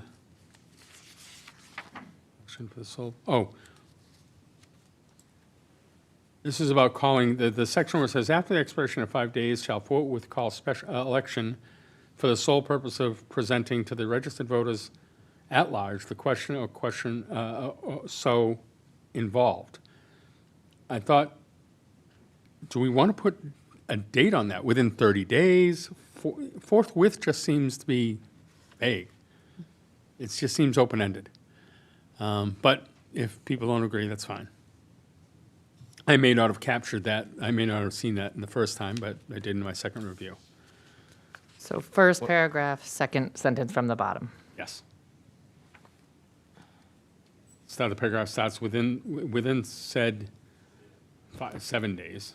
And I understand I understand why we're not changing it to business days, because later there's a declaration that days are not affected by holidays and weekends, but I'm fine.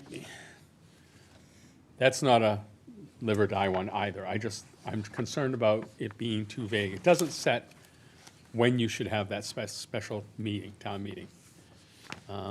There is, and I think we discussed the fact that the town clerk needs time to post it. We have to go through the appropriate select board meetings. We have to go through with the public. We have to go to the FinCom meetings with the public. We need to, do the publications and legal, documentation that says within so many days. Because if we have a select board meeting and a FinCom meeting, right there's 3 days, 48 hours notice and a day, 48 hours notice and a day, if we did it back to back. And then a special town meeting. So is forthwith too broad a statement? I'm okay with it being broad. Okay. Yeah, I think we don't want to tie the board hands too much in that regard.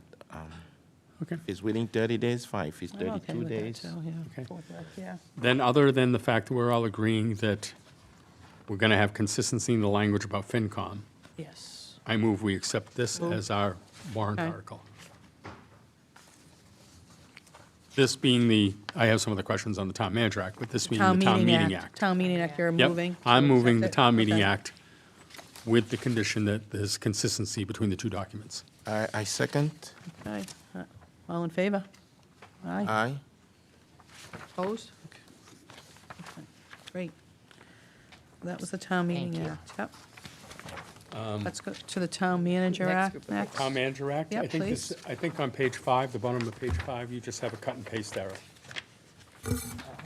I looked at the original, and it ends at before the strike-through, and the strike-through is incomplete. I just think that's a cut and paste error. Page 5, right? Bottom of page 5, the Yep. very last strike-through section. It's not part of that flow. And if we look at the Town Manager Act, section 6. Section 6, okay. I will check that. Good catch, good job. I think that's an easy one to Yep, fix. that was easy, yep, that's good. Yeah, Anything? according to this, because then section 7 starts the recall election. Oh, I see. Oz adds, is authorized to fill by appointment period, which this states is authorized to fill by appointment period. I just think that's a cut and paste.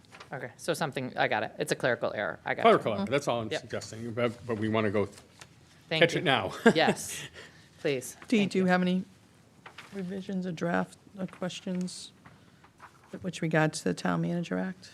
One other on page 14, 14, okay. the bottom of section K, in a timely manner. Again, this is, who decides timely? That was Member Bennett's request. He wanted that, yeah, Dan Of the did want board. that. Okay, Yeah, don't recall the argument for it, but I'm just, okay. did you And want to keep that, or? I'm not going to, Okay. again, Yeah. I don't want to get too nitpicky about it, I'm just concerned that my What is it, timely what is a might not timely be your manner? timely. Yeah, all right. So, with, again, with the same, with the clerical fix and with the consistency of the FinCom, I move we accept this Town Manager Act as our warrant article, as our selectmen's warrant article. So you have a motion, right? That's the motion. Yep, anybody, second? Second? All in favor? Aye? Aye. Opposed? Okay, okay. And then one more. Then now we have the recall bylaw. Okay. All right. I didn't realize we were going to discuss the recall tonight, but okay. Are you okay with that? I just noticed that what we got was very stripped down from what the information that was in this document originally. But I didn't go over it with a fine tooth comb like I would have. Do you want to take a couple minutes and look at it, please? Yeah, this is 1, 2, 3, 4, 5 pages long. We can take a break. Want to take a wow. 2-minute break? No, you go ahead. If you want to discuss it, I've While got- he's looking at it, I just thought section H, and sorry I didn't email this to the town manager before. Section H says a person who has been recalled from an office or who has resigned while the proceeding is pending should not be appointed. Last time I was the one who thought not only should not be appointed, but should not even be put back as a candidate. And I was reminded that you can't do that because that's a Right. freedom, like anyone can be a candidate. And then select board member just said, well, what if later we found out that I didn't do anything wrong? Then I would have been penalized. So I don't know if we need that section though. So, because if someone resigns, so maybe we strike out who has resigned from an office while recall proceedings are pending. Or we just take out H altogether, because you can initiate a recall petition against me. I don't want any headaches. I didn't do anything wrong, but I don't want to deal with it. I resign, and then later on I didn't do anything wrong, and now I'm being prevented from being appointed to anything else. So that could be a possibility. So we can just take out H and I'm okay with the rest. I think it mirrors I think it does. some petitions from other towns or some recall language, I meant. It was based on the language from the, as suggested by the committee, and I think I reviewed it, and I don't think there's much change unless it was required. And just looking at it briefly, it has all the same sections, but you should read it if you haven't.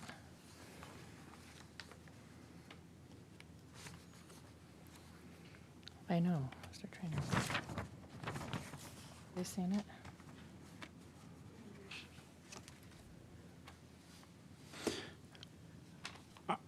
I would actually be fine with striking H because there are many scenarios. Yeah. And I don't want to try to, you can't solve every single scenario. However, the appointing authority for a person on a board or commission is usually the town manager or the select board.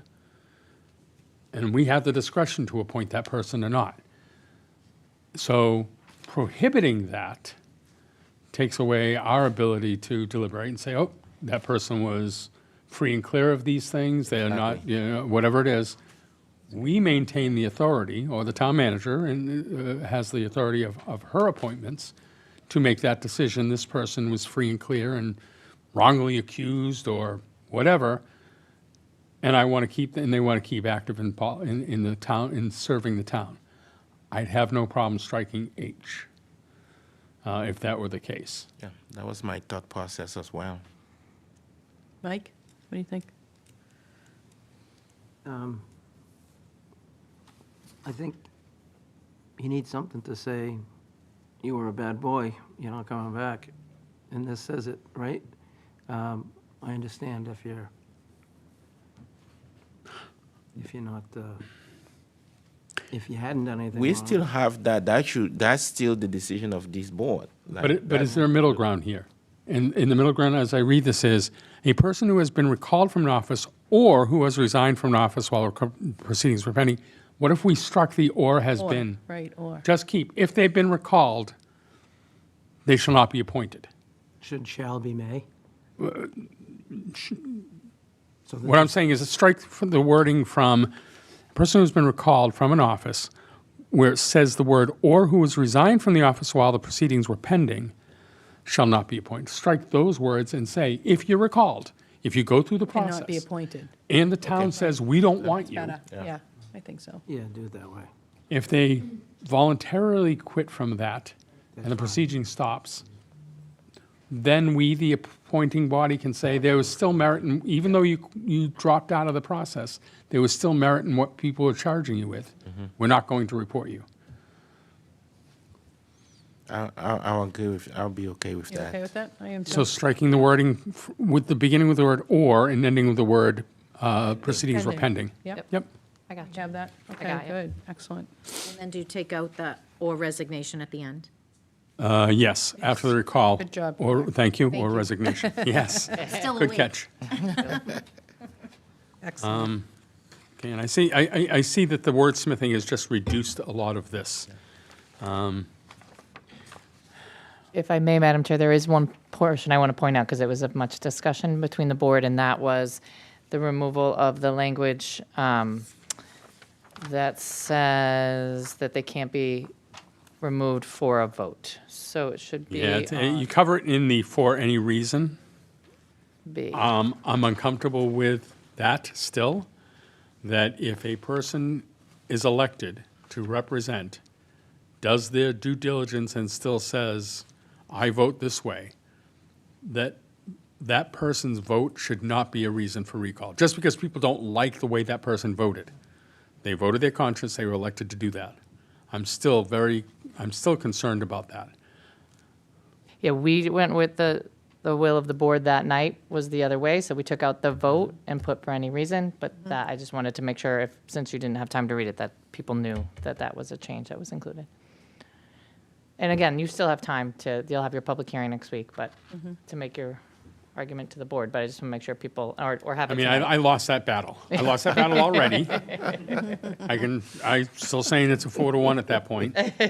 But I believe that if I'm elected to do a job and I do that job to the best of my ability, that's not, the fact that you don't like the way I voted is not reason for recall. If that's the case, a lot of us would have been lost on the blue line flag. Some of us would have been lost on the issue. The school committee had issues with the hockey. Public sentiment about how we handle things by doing our duty, that should not be a reason for recall. And I mean, I totally agree with that. ultimately it's going to be up to the voters. And I mean, if we start saying vote, what else can we say? Right? No, well, I think the original language said, It can't happen for a vote. no, it said it can't happen for performing your job as an elected official, which is to say, I'm doing things legally. We're sitting here, we're having votes, we're doing things legally, whether it's a vote or a policy or a zoning bylaw change or a warrant article. If you don't like the warrant article that we presented and it passes all the way through, that's not a reason to recall me. I'm doing the job I was hired to do. Anything else? You don't like the fact that I don't wear a tie at the meeting. You don't like the fact that I whistle when I cross the street. Whatever it is, if you can convince enough people, fine. But I think that doing my job should have that protection.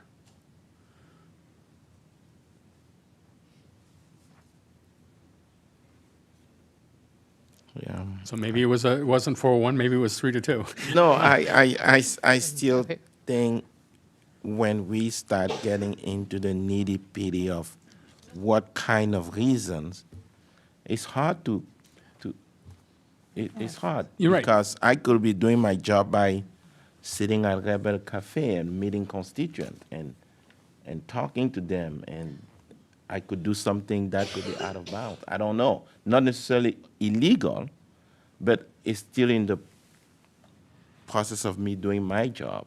But I think the distinction I'm making is I'm not telling you what is a recallable offense. I'm not saying what you can recall for. I'm just saying you can't recall for this one. I'm not saying it has to be a high crime, you have to be a felon, you have to have embezzled. I'm not enumerating the whys you can be. I'm saying for doing your job, you shouldn't be. That's the safety net. That's the safe zone. I should not be fearful of recall for doing the job I was elected to do. Madam Chair, Just if I can read it, just how it came out, because I want to make sure everyone's on the same page. So, looking at the draft recall bylaw as submitted by myself and town council, the sentence adjusted reads, while it is expected that the recall process recommended herein would only be used to address serious malfeasance or misconduct, the voters themselves shall individually determine whether the grounds listed for recall are sufficient. A copy of the petition shall be entered in a record book to be kept in the office of the town clerk. So the piece that was removed was, however, that the vote of an elected official on a matter other than in connection with a conflict of interest violation shall not constitute grounds for recall. Yep. So only that piece was removed. Yep. And that's what I'm saying. Yeah. The vote, in here, you have found it, it's in the original on page 6. The vote of an elected official on a matter other than in connection with a conflict of interest violation shall not constitute valid grounds for recall. If I vote the way I'm supposed to vote, or I vote my conscience as an elected official, that shouldn't be grounds for removing me because you don't like my vote. That's the only safety zone I was looking for. But I lost the battle before, I guess I'm going to lose it again. So, and it's also, the way you phrase it, it's also for any reason. It's right in section A too. It says for any reason. Yeah. So you're right, the voters will decide, but public sentiment runs high at times, and they want you out because they didn't like the way you voted on whatever you voted on. And if I have to fear for individual votes to be actionable as a recall, I think that's inappropriate. I haven't done anything wrong. I've done something unpopular. That's the difference.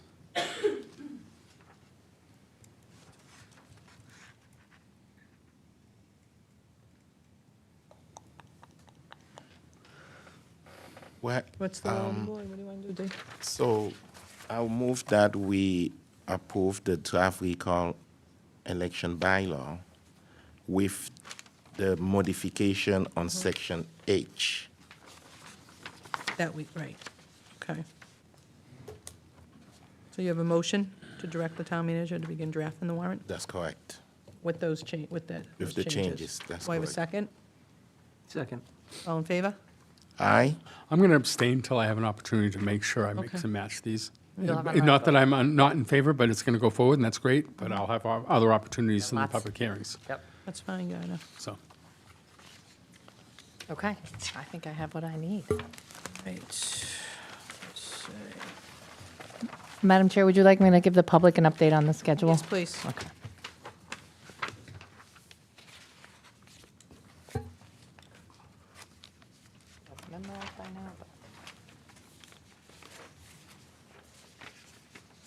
Okay.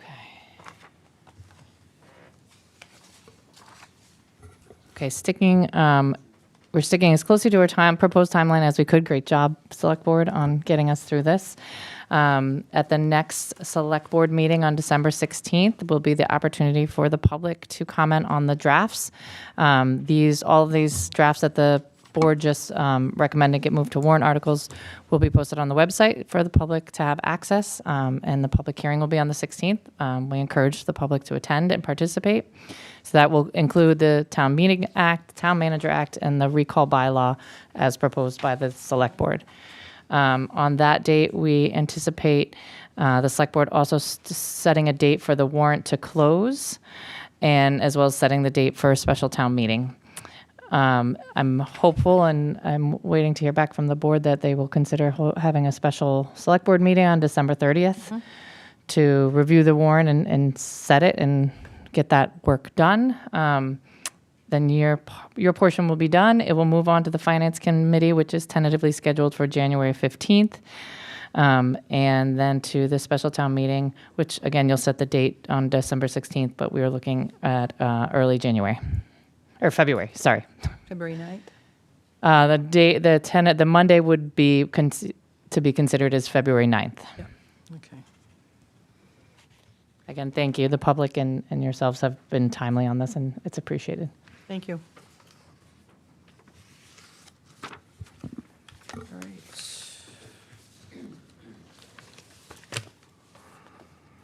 Okay, where am I now? Okay. The board will discuss handheld electronic vote tabulation system for town meeting. We were all given an attorney opinion letter. The moderator is here if we have any questions. Hello, Pat. Oh. Nice to see you.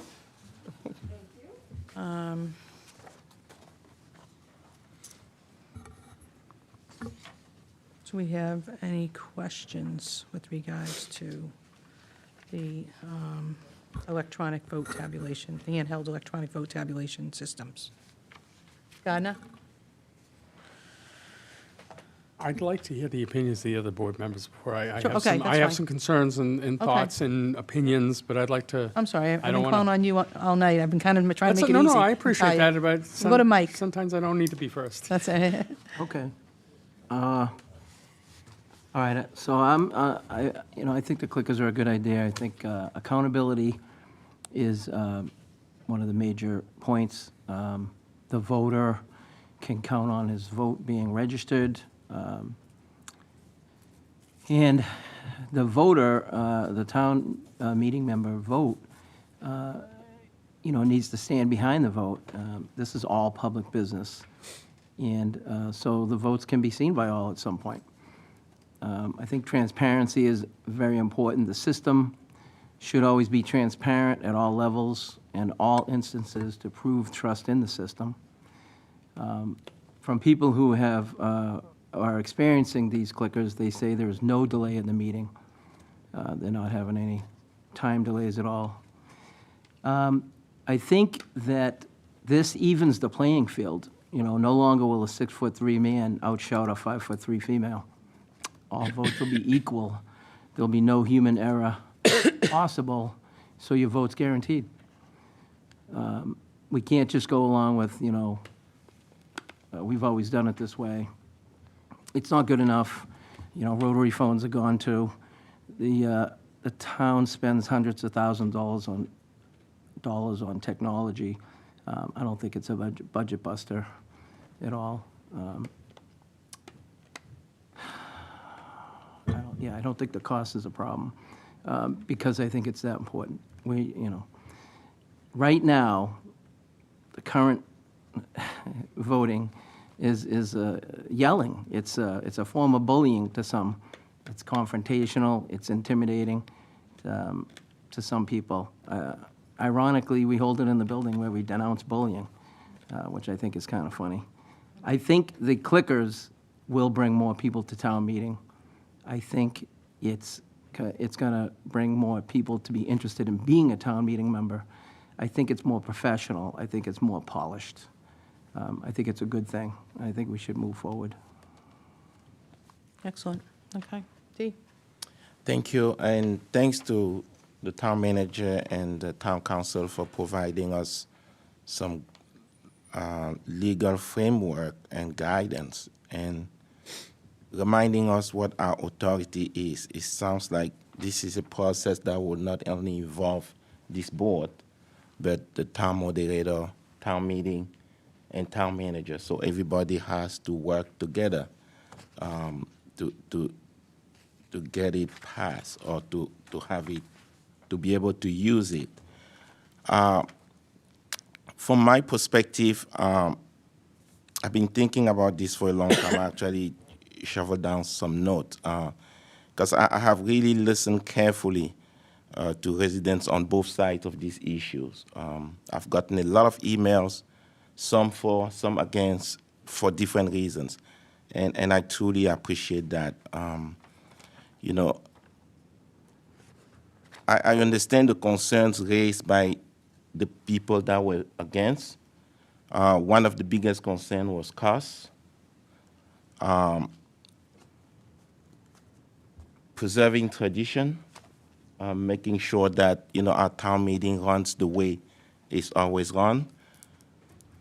And I believe that whether this change, and some people are even thinking, like, is this change even necessary? Like, what problem are we trying to solve? Are we trying to create a problem and solving it?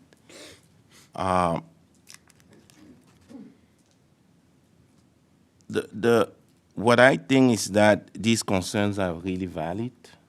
But after considering all of this, I came to the conclusion that having electronic voting will support good governance, and I care for and kind of modernize our voting system.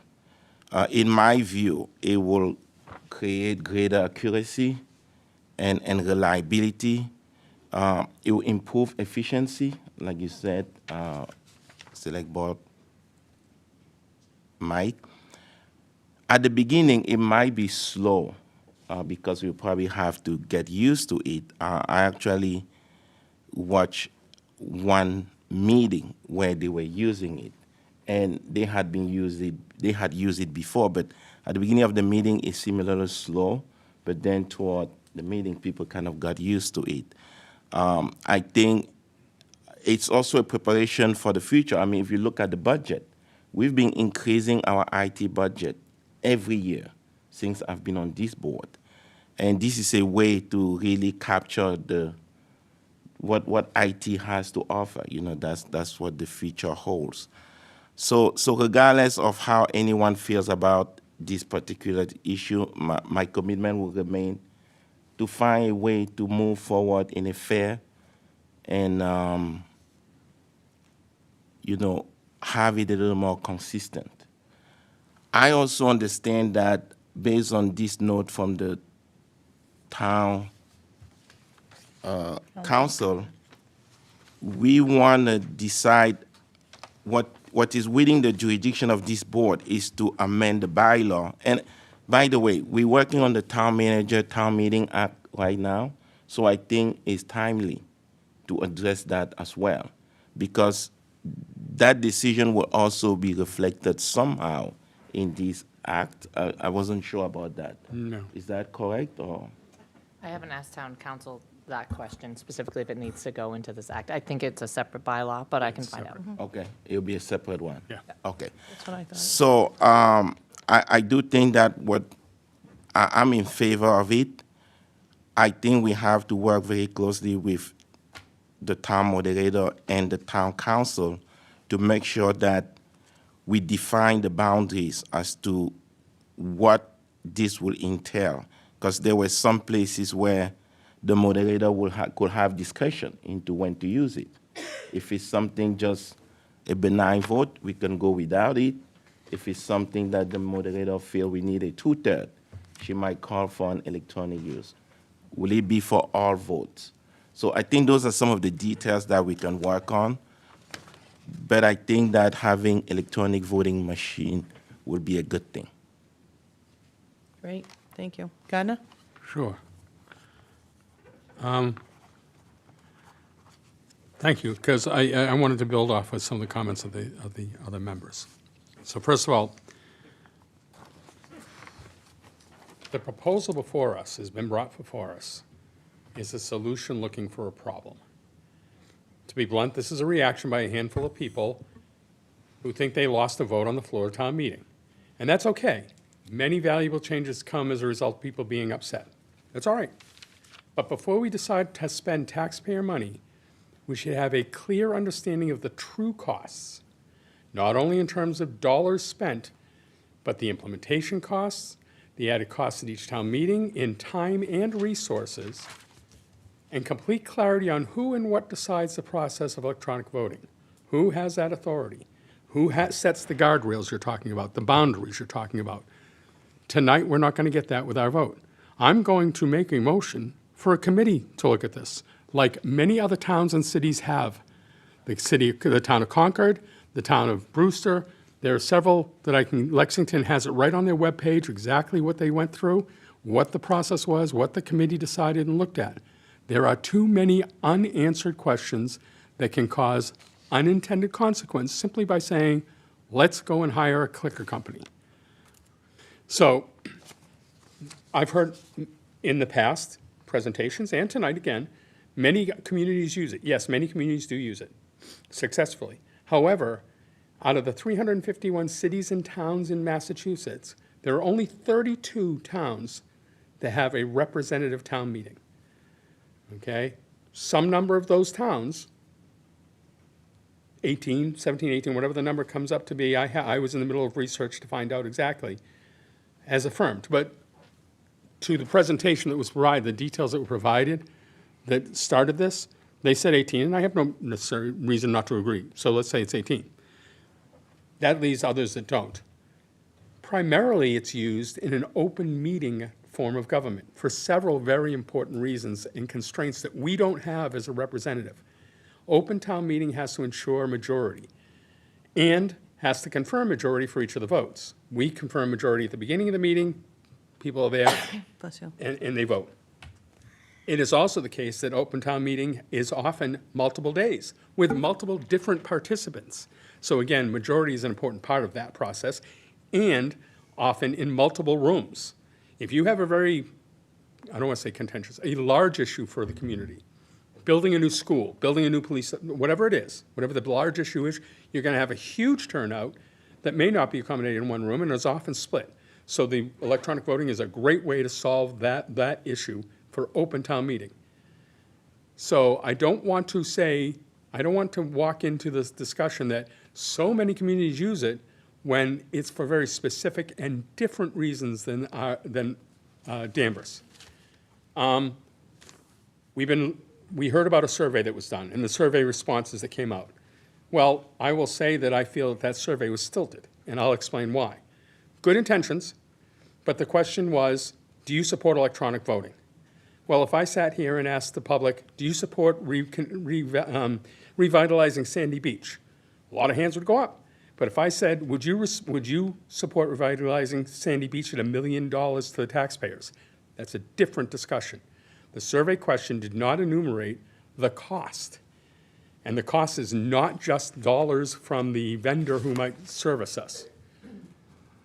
The cost also has to include the fact that there'll be an annual fee. Let's just talk about the hard costs, which is how much is it going to cost to purchase, how much is an annual fee.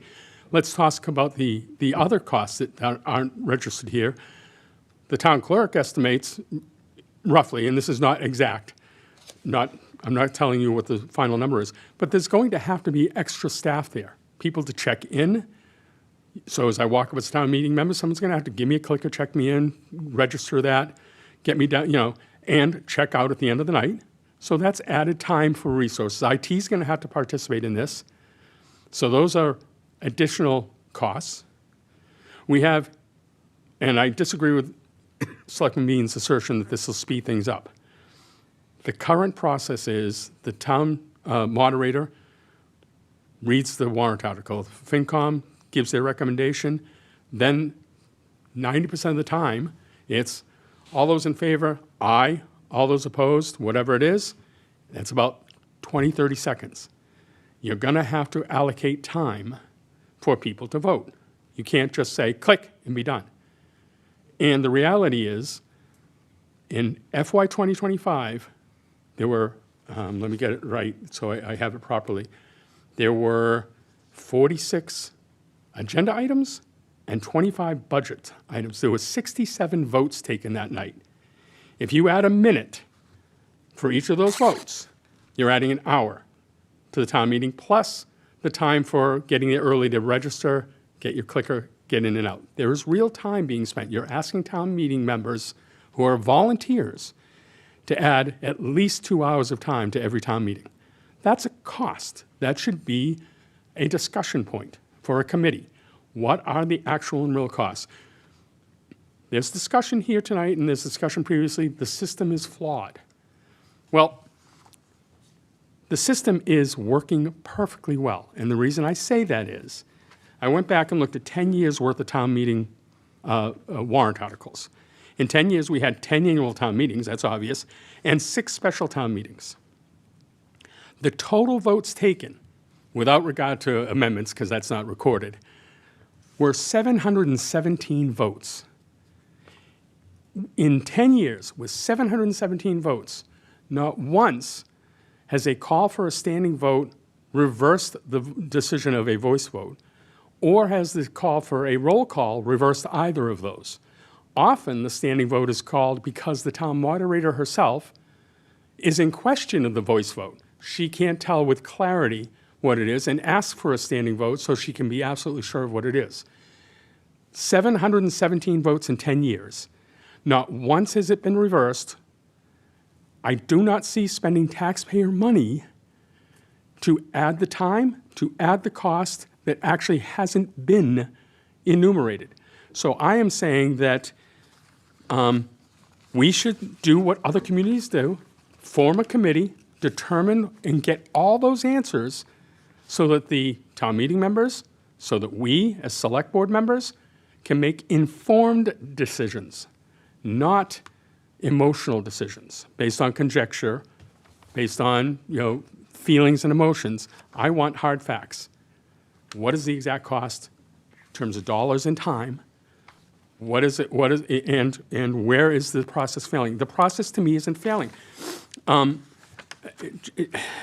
Other communities have actually turned this down. Brewster, in May of this year, turned it down, said we don't want it for many reasons. I can send you the articles. But other towns like Belmont, Rockport, and Concord have right online their committee and process. So Danvers is a community of tradition and precedent. We know that. We're an old town community. And our town seal has an etching of town meeting on it and says we're the purest of all citadels, of all democracies. And in the last 10 years, with more than 700 votes, there's not one example in Danvers. Yes, the poll referenced another town that may have had an issue. Sure, other towns have issues all the time. That doesn't reflect Danvers. In 700 votes in 10 years, not once have we demonstrated that the voice vote is inaccurate. I understand the communications about, loud, someone beside me is loud, or there's a volume issue. The town moderator sits in a different position. If I'm in my precinct, I'm hearing the 20 or 30 people around me, and yes, I have Bill Bates right near me. I hear him, and I'm picking on Bill, but I know he can take it. The town moderator stands above all of that on a stage and can hear everything. And so I don't expect that my experience in my precinct is reflective of the entire town meeting board, so the town meeting room. So I want to make sure, before we change a system that is in fact not broken, that before we spend taxpayers' dollars and elongate town meeting by hours each night for the volunteer citizens who do come, who do stand for election, that we create a committee to investigate the full purchase cost, annual maintenance cost, added resource cost, training costs, and other tangible and intangible costs.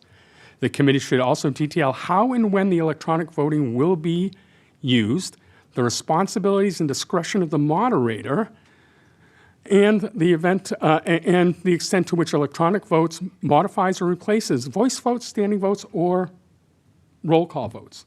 Are you going to say that the clicker is it? One-shot deal, that's it. That's with absolute clarity. You don't get to call for a standing vote. You don't get to call for a recall, a roll call vote. All these details are unknown. Just to what you said, the guardrails. What are the? I want to hear what they are before we vote on spending taxpayer money. So I'm recommending we have a committee to make those recommendations based on impartial investigation through vetting that results in facts and full costs, and not just push this through based on conjecture, selective investigation, and emotion. Thank you. Thank you. Thank you. Go ahead. So Yep. if I, and I mean, it wasn't emotions for me. No. I did my due diligence and look into it deeply. It sounds to me that you are not opposed. It's just that I'm you not need saying I'm more opposed. I'm information. opposed to uninformed decisions. Okay. I don't have the information, the complete information. I have information of cost from a source that wants this to happen, and it's not complete costs. I want complete costs. And I also want to know how this will be used in town meeting. Not just a clicker, saying, let's get a clicker, doesn't tell me that if someone disagrees, do they get to say, I want a roll call vote? Does it mean that every vote is recorded and every recorded vote is open to public FOIA requests? Public town meeting members serve as a body, and town meeting members are responsible for their precinct. And despite what anybody says about transparent and clarity, it is often misused. That there is doxing, there is issues that go on in the public media, in social media and others, about castigating people for their votes. And I think this will actually turn off town meeting members, not support, not bring them into the fold. Now, if I'm I'm responsible for the entire town, every person in this town should be able to walk up to me and say, how do you feel about this issue? And I should be able to say, I'm going to vote in this way, once I've heard all the issues. And defend the vote I took, because I'm representative of the entire town. If you're in a precinct, you're representative of your precinct, and any precinct member should be able to walk up to that town meeting member and say, I feel this way. How are you going to vote, or how did you vote? But opening this up to the world is only going to open up coercion, doxing. We see it happen now. And I don't want to open that can of worms. So if that's the decision of the committee, to open it, make it complete open, great. But I can tell you the towns I've investigated, many of them use a system that just says it's a yes or no. And that's it, and you don't record who said yes and who said no. It's not open for that. I want a committee to tell us what they think is the right thing to do. And I can agree with the committee or not.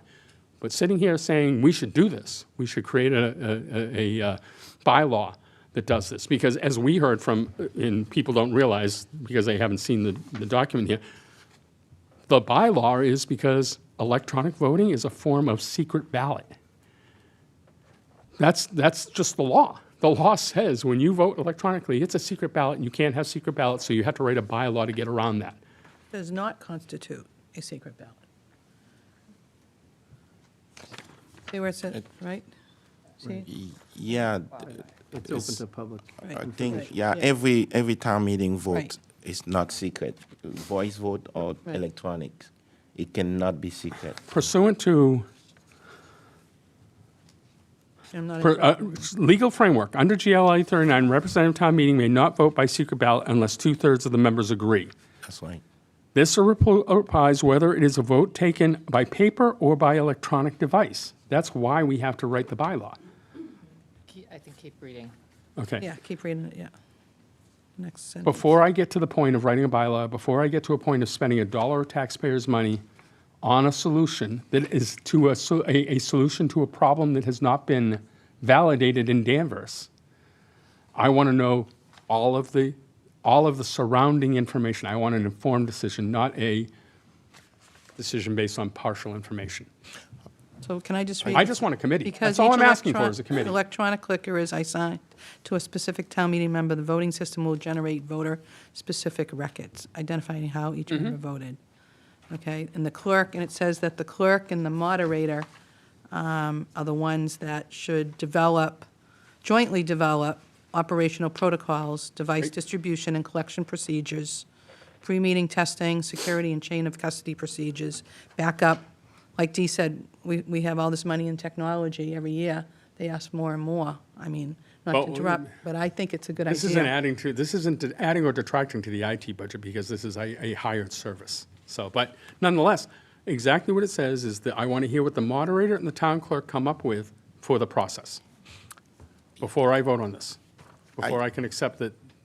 The way I spending saw dollars. the guidance, it seems like it was like a first step. If we were to want to do this, we have to develop the bylaw first. Right, so, right, Well, we'd have to do two And bylaws. during that development, we will need to decide some of the things you're saying. And then after the development of the bylaw, we'll have to secure funding. Right. Oh, yeah. And all all those- that process will still have to go to a town meeting. Yep. So we would develop a bylaw. Which I have no problem with. So if we're saying the same thing, during the development of the bylaw, Yes, we will have if we to are having a decide- committee, that's fine, or do we have a committee and decide that we want to have a bylaw? Is it Well, we a can one-step, is a combined process or a two-step process? So we could do two-step or we could do combined. But if we want to develop a bylaw or see if we need Yep. one or not, we will need input from the town moderator, town Yep. council. Yep. Because we will have to decide within that bylaw what kind of vote should be taken by electronic device. Just like you're saying, Right. Right. we do everything. Do we do just certain ones? And then, because this one says moderator has discretion to decide when the electronic voting can proceed. That could be part of the bylaw. But in- So- And it should be, Right. because the town moderator, and I keep pointing to the town moderator, I'm sorry, I apologize. She's in front, she's here. But in other towns, the town moderator has the discretion to decide which votes are ones they're gonna use clickers for or not. If Exactly. it's a straight, like approving the town officers and the alewives and the tree wardens and those things, do you really want to go through that? But unless you detail in the bylaw what the discretion and authority and flexibility the town moderator has, but aside from just that, I also want to know the costs, that aren't covered under the But bylaw. we can instruct so what I was going to say, Gardner, is a motion to direct the town manager to write two bylaw amendments, one for the clickers and one for the funding. It says, if the board wishes to proceed, the next step is drafting proposed warrant article for one bylaw amendment and number two for funding authorization. So I have no problem with going forward with the bylaw, but neither of those give me the details of what the true costs are. I want town meeting to decide, this is something we want or don't want. Public sentiment aside, I want town meeting members to make a decision. But in order to make a decision, we want this or we don't want this, it has to be, what's the funding source? What is the cost? What does it add to your process time? What does it add to town meeting? What is the training going to be? Whatever it's going to be. The full understanding of the breadth of this. Not just, it's going to be $30,000 from this vendor one time and $5,000 annually. That's one cost. What's it going to cost in added resources? What's it going to cost the town meeting members in time? There's added time here. Check in, check out each vote. We can't provide that just by saying what's the funding source and just by saying what's the authority of the moderator, which is important. I want the full picture. I'm just asking for, this is not unprecedented. This is what other communities do. They do this committee, come up with it, and if the town meeting decides, yep, we're go, four square go, then we have the bylaws, and it's not going to happen this year. It's simply not going to happen by May, because we're working on this year's budget. And we don't just have $10,000, $20,000, $30,000 to apply it to make it eligible for the upcoming town meeting it will be at least a year from now. So take that time to do the due diligence that's required. Do a committee, get everything out there, have them ask town meeting what they want to do, and then go forward. I'm not saying no. I'm saying I want to make an informed decision. Do I have a motion? Well, my motion is we form a committee to vet out all of the details of electronic voting to make an informed decision. Is there a second? Who's going to be picking this committee? I would assume it would be the same kind of process, and I would defer to the town manager to look at the other processes of who the makeup of the board was, who was a participant. Obviously, the town meeting, the town moderator would be a participant. Some amount of selectmen, some amount of citizens. Those are the ones I've seen in other communities that I've looked at. At least Rockport and Concord did it that way. They defined what the mix was. And I would defer to the town manager to identify the construct of the committee, not unlike we did for the Town Manager Town Meeting Act. Should we ask the moderator if she has any comments for us? Your Pat, choice. would you like to go up and introduce yourself, please?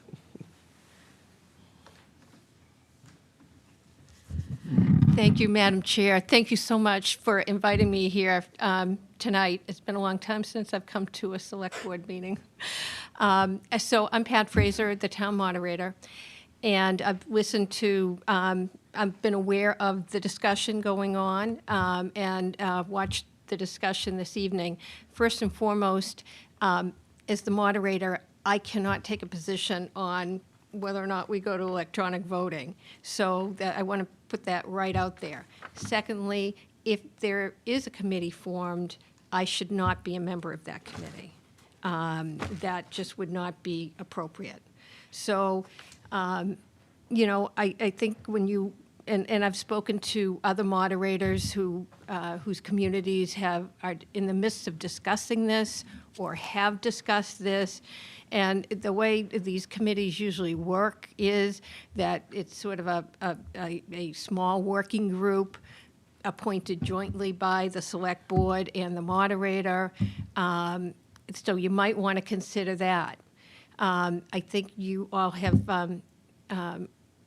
town council's opinion as to sort of what occurs. Under section, Mass General Laws, Chapter 15, the town moderator has control over the methods and means of voting, has control over the process of the meeting, the procedure of the meeting, et cetera. And so that's sort of like in a box, right?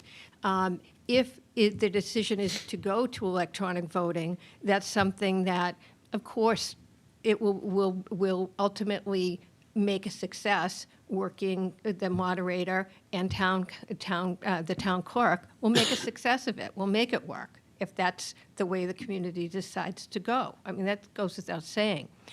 But some of the things that have to be considered here, and I think touched upon a little bit, is what under that broad section 15, the moderator does have the power to decide, okay, on these 5 votes, we're not going to use clickers, but we'll use clickers whenever there's a 2/3 vote, or we'll use clickers in these circumstances, right?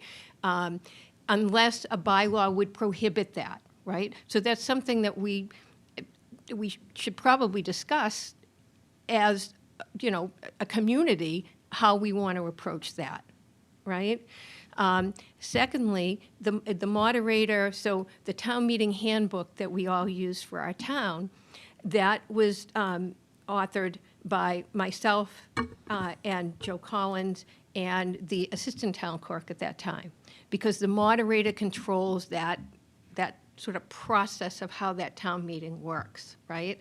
So it is sort of an interesting question that if we go to clickers, is it then appropriate? I'm just sort of throwing these things out because as I read the opinion and I'm listening to the conversation, for an example, does that mean that we the town meeting no longer has the right to ask for a roll call vote. Or, I think under Massachusetts general laws, there can always, it's pretty simple to challenge a moderator. You have 7 people standing, and that automatically forces a standing vote. So if that's part and parcel of the statute, if you have clickers, can you force a standing vote, right? Because the vote won't be in doubt, theoretically. So, these are some of the things that, from just a town meeting process and procedure, that I'm going to have to nail down before we start using these clickers, should this go forward, So this isn't not a snap the fingers and, let's go to clickers, and then we're going to jump to the next meeting and use clickers. This has to be a process by which, basically the rules of the road of our town meeting have to be adjusted to reflect the reality of using clickers. Folks have to decide how much discretion you're going to give the moderator, and whether or not we're going to use clickers and under what circumstances. Is there a preference, right? So, these are some of the things that I honestly, I'm not in favor or opposed of using clickers. My concern more is how do we sort of set the process in place so that we have a successful town meeting, if that's the way we choose to go. That's my major concern. So I don't know if that's helpful or not, but. Board members, any questions for Pat? No, I think she echoes Yeah. the sentiment I have, which is we shouldn't be fire and then aim. We should know what the target is. We should know what we're aiming But, at. so with all due respect, I am not speaking No. in support of any board member or any comments. I'm just telling you how, yep. some of the things that I've been thinking of that we need to procedurally have in place before we use clickers at a town meeting. And so procedurally have in place is the point I'm making as well, is I want to know what we're voting on before we vote on it and spend taxpayer money. Will that be part of the bylaw, or would that be a different thing? Well, that says the bylaw is to hammer out those rules of the road. Exactly, so Is that that would right? be That is part of the bylaw. So that process will be part of the bylaw. And that's one piece of the puzzle. The rules of the road is one piece of the puzzle. Okay. The funding source is another piece of the Two, puzzle. right. But also the knowledge of the true costs has to be determined as well. And it says, the town manager selects vendors and negotiates any contracts necessary to support electronic voting. The town meeting's primary role is implementing electronic voting, is to adopt bylaw authorizing its use and to appropriate the funds needed to purchase or rent for the voting equipment. So it's two True, that's bylaws. that. But what I'm saying, Madam Chair, is that's the second part of the puzzle. One is, what's the rules of the road for the town meeting? How does it affect the rules of the road for the town meeting and the town moderator? What's the funding source for the hard dollars? My third leg of that stool, my third piece of the puzzle, is what is the other tangible and intangible costs? What is the added resources we have to do? What is the added time?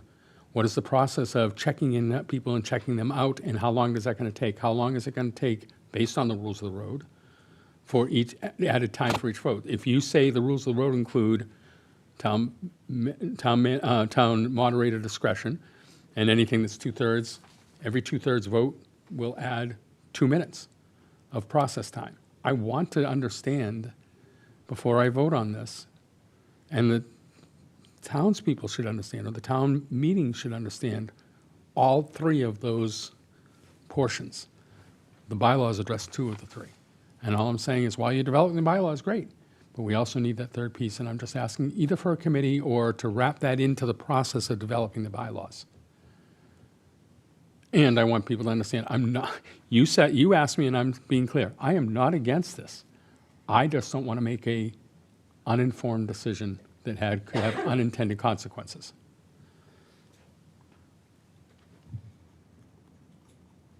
I think, Mike?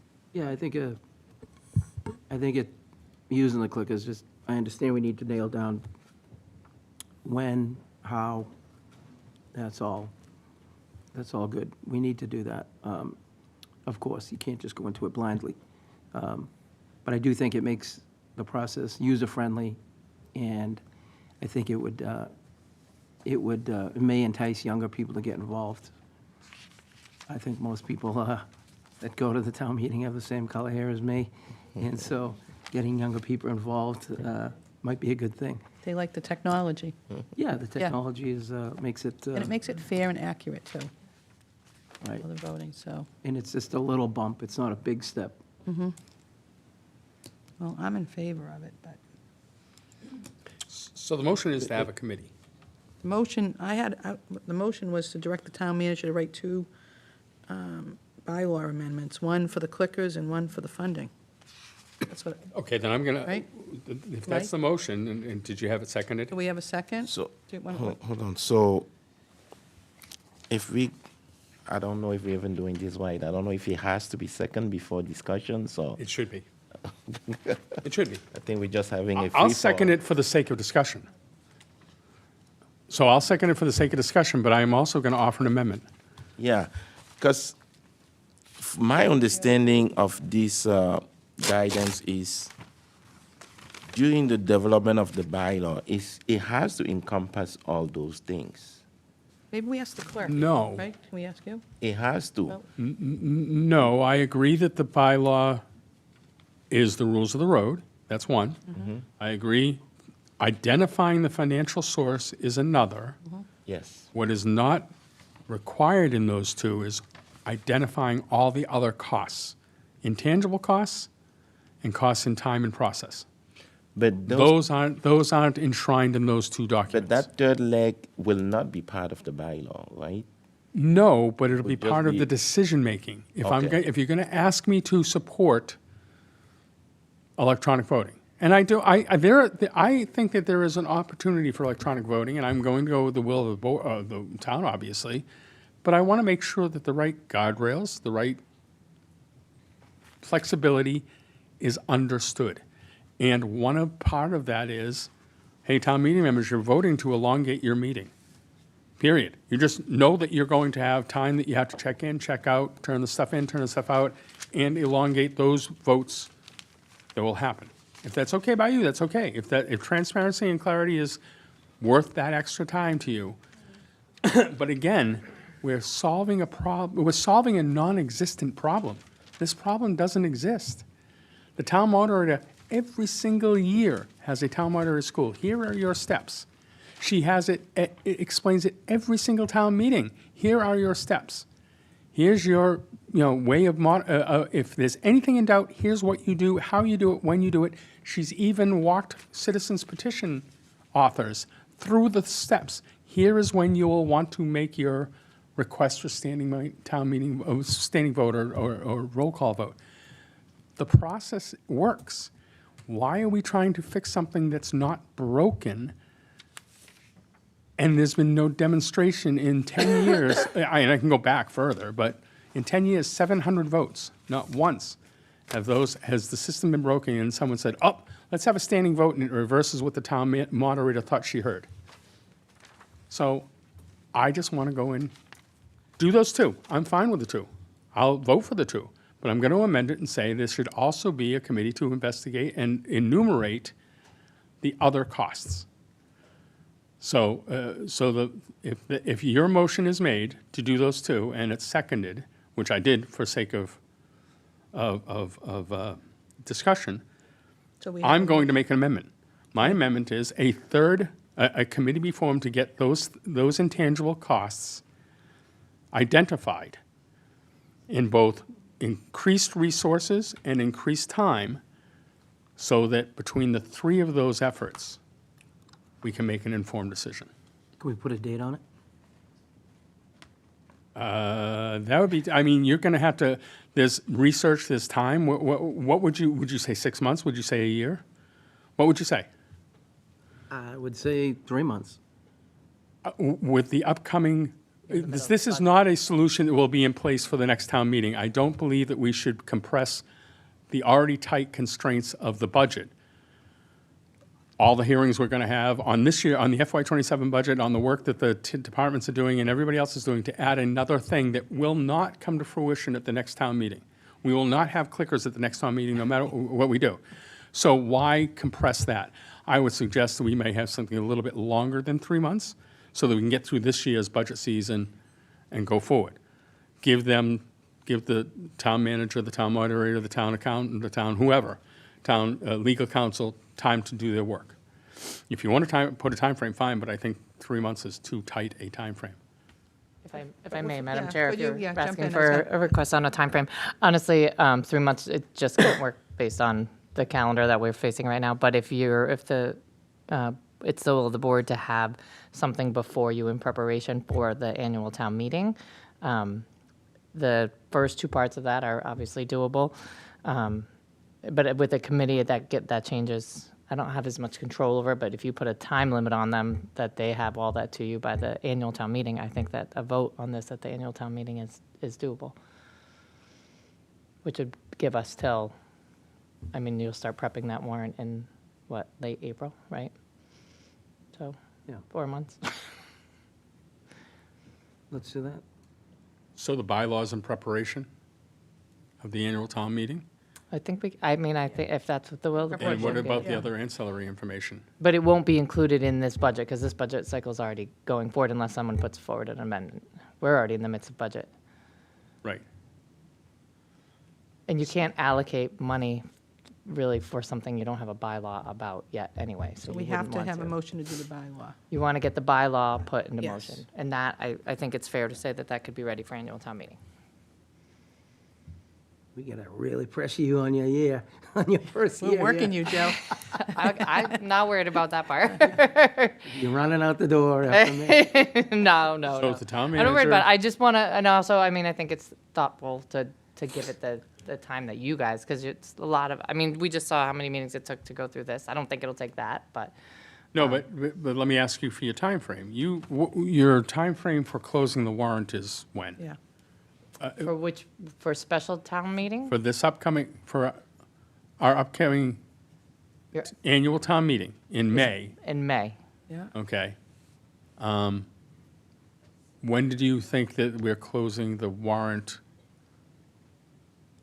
I'm trying to find, is the town manager act going in the special town meeting? February, yeah. Oh, No, okay, so this won't okay, be ready for February. Okay, so if That we say. I can do a lot. if- That I if- cannot do. Right, no, that's what I was thinking. If you're saying, if you're amenable to, in preparation for bylaws, to be presented at the annual town meeting, In May. I'm good, I'm fine with that. So my amendment is to do the work, which includes getting the, and I don't know that we actually need a committee the intangible costs can be derived from town resources. Right. Kathy can estimate how many Yep. more people it will take, she'll need at town meeting, whatever it is. And we can make estimates. And based on the rules of the road, we can determine, okay, for everything that falls within the rules of the road, it's going to add so much time. Great. I don't know that we necessarily need a committee, but I want that information in conjunction with. I want it to be complete. And we should. Okay. And we should So, have. so we are agreeing, maybe just not the tool to do it. Yeah. And can I just recommend too, I think the suggestion is, obviously, again, you wouldn't send implementation work out to the moderator to kind of rewrite the handbook and go into the implementation phase until town meeting has voted. Right. That's right. Right. So, same, that's the order. First the bylaw, then in the following year, there'd be budget, that's when you'd get it in the budget, they'd rewrite a handbook, so. But you don't want to go too far ahead of the vote. Right, Right. okay. So, but have what you need to do an Right. educated vote, is what I'm So understanding. the expectation is that we'll be able to vote on the bylaw at the annual town meeting, which will then mean it will become part of the budget for FY '28, not for FY '27. So we're a year down the road year and a half before we actually have the ability to click if everybody's in 100% agreement. And I'm fine with all of that. So I've made amendment to your motion to get that other information. Motion- It's been, motion to and correct, yeah, the I town need a manager. second to that amendment. With a time frame that With the will- timeframe Time that frame. you asked For town for. meeting. Yep. We'll be ready for town meeting in May, correct? Yep. Are you, Yes. are you seconding I'm that? seconding that. Okay. Yes. Can I just clarify? I think you mentioned committee in your amendment. but I'll take remove that it. Taken back. away. Okay, so I just To need to take that.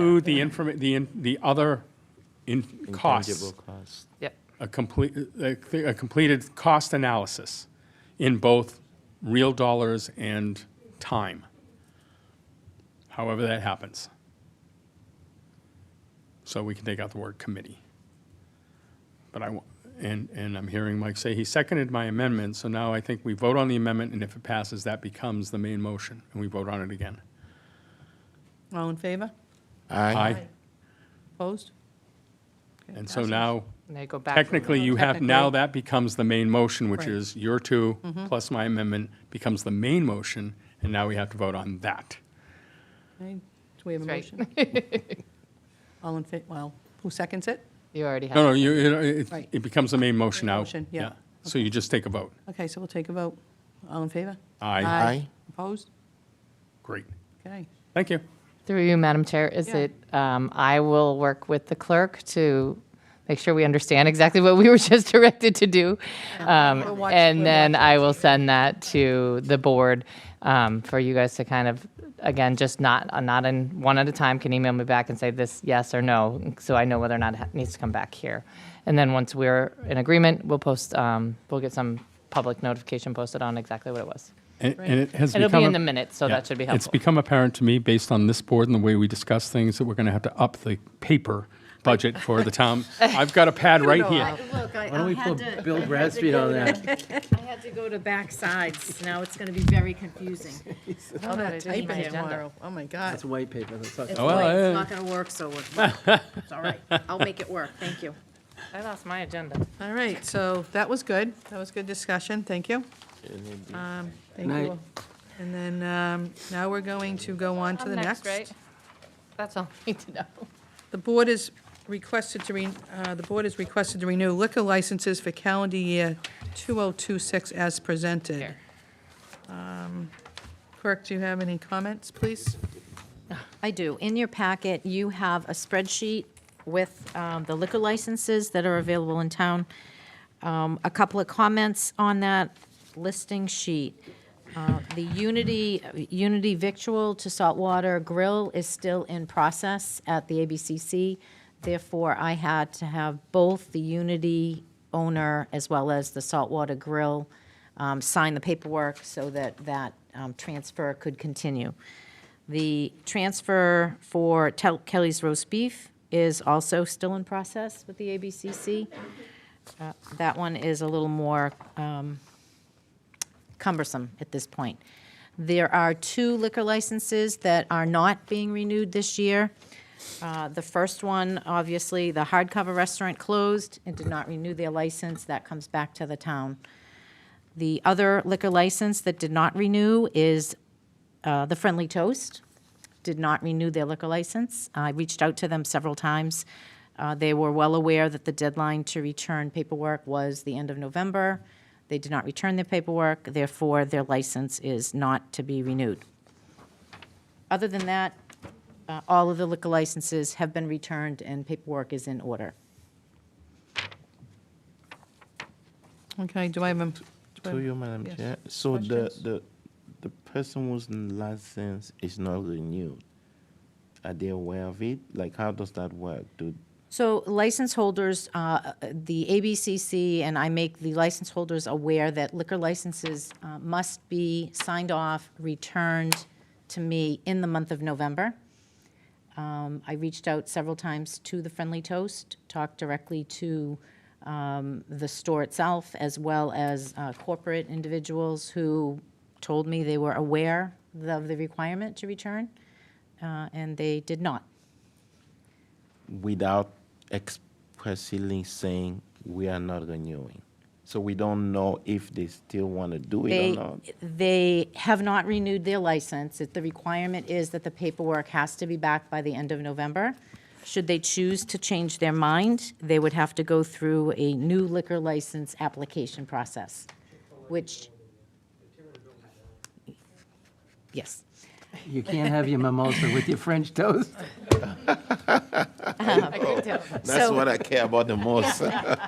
So the information that I got from corporate was that they were under negotiation with their lease at the mall. That's where I'm at with that. So they chose not to renew.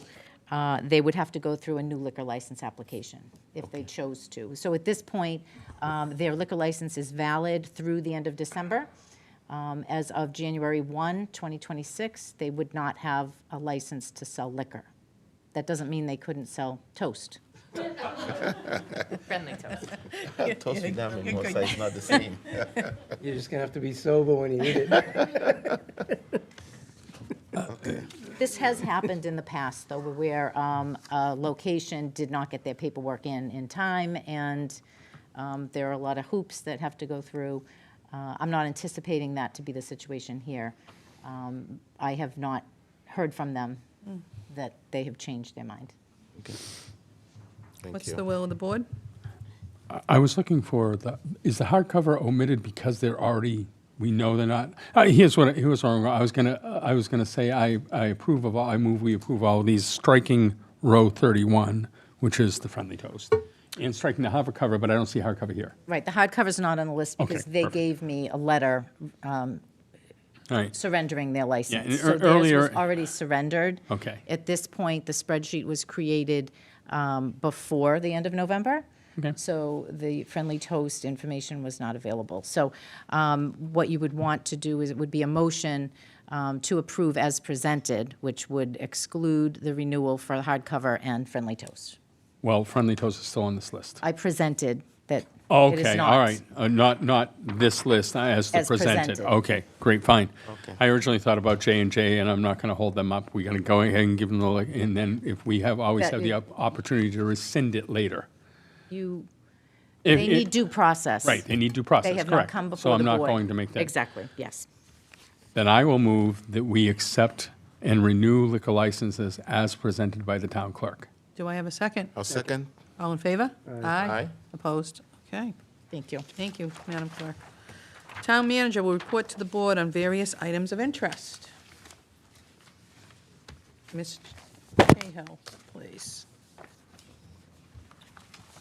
No, my reports are getting longer as the meetings are getting longer. I apologize. But I'm trying to incorporate things that we've talked about in some of our meetings and get some consistency. And with that, I'll start with street and sidewalk work.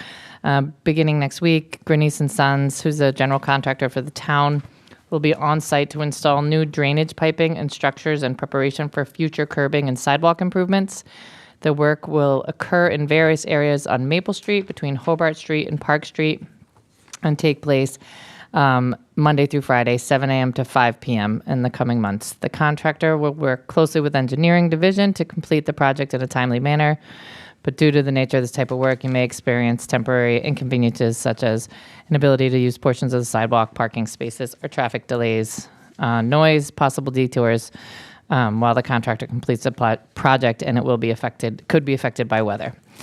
We appreciate the public's cooperation during this disruption, and more details will be on our website. Also, in relation to snow, which I hope it's not snowing out there right now. Okay, thank you. As we enter the snow season, the need for parking bans may occur starting this past Monday, December 1st. If weather conditions warrant, the town can restrict on-street parking from 1 a.m. to 6 a.m. Whenever a parking ban is instituted, the town of Danvers notifies residents and businesses by phone, email, or cell phone text message based on your preferences specified in our community notification system. This is that Blackboard Connect. You can, if you're not on it, this is, I tell the select board members, every conversation you have with a constituent, make sure you bring this up, sign up on the website. During normal operations, a townwide call will be made the evening before 7 p.m. with notifications of the overnight parking ban. For major winter storms, a townwide call will be made no later than 6 hours before the effective time whenever possible. There's more information about snow on our website.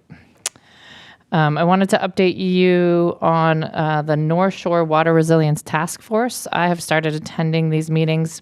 They were established with the leadership of Senator Bruce Tarr, as well as our delegation, Senator Lovely and Representative Kearns. The task force is working collaboratively to improve long-term water supply resilience and ecosystem health across the region. They, thus far, leading up, it's been going on since, I want to say 2022, like 2 years. They've been mostly information gathering and studies, but they're into kind of the more active discussion. I think the word that they use, they are moving toward exploring some actionable scenario packages.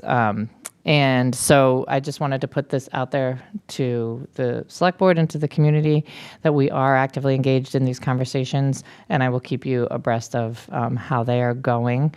One more thing, and then I think you have a question.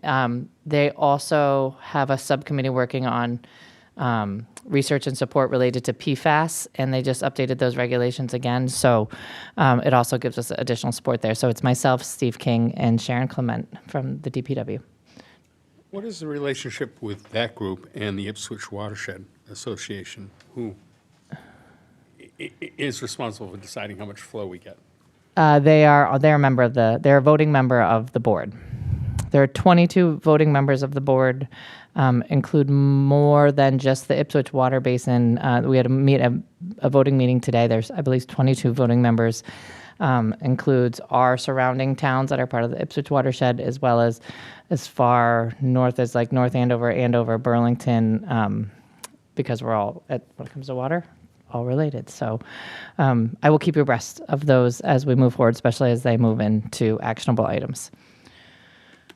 I'm pleased to announce that I think if you remember when I very first started, Erica Bisconti from the DPW was here talking about Resilient Danvers and mentioned that she'd applied for a $25,000 grant from Mass DEP to launch the curbside food waste cart program, so composting.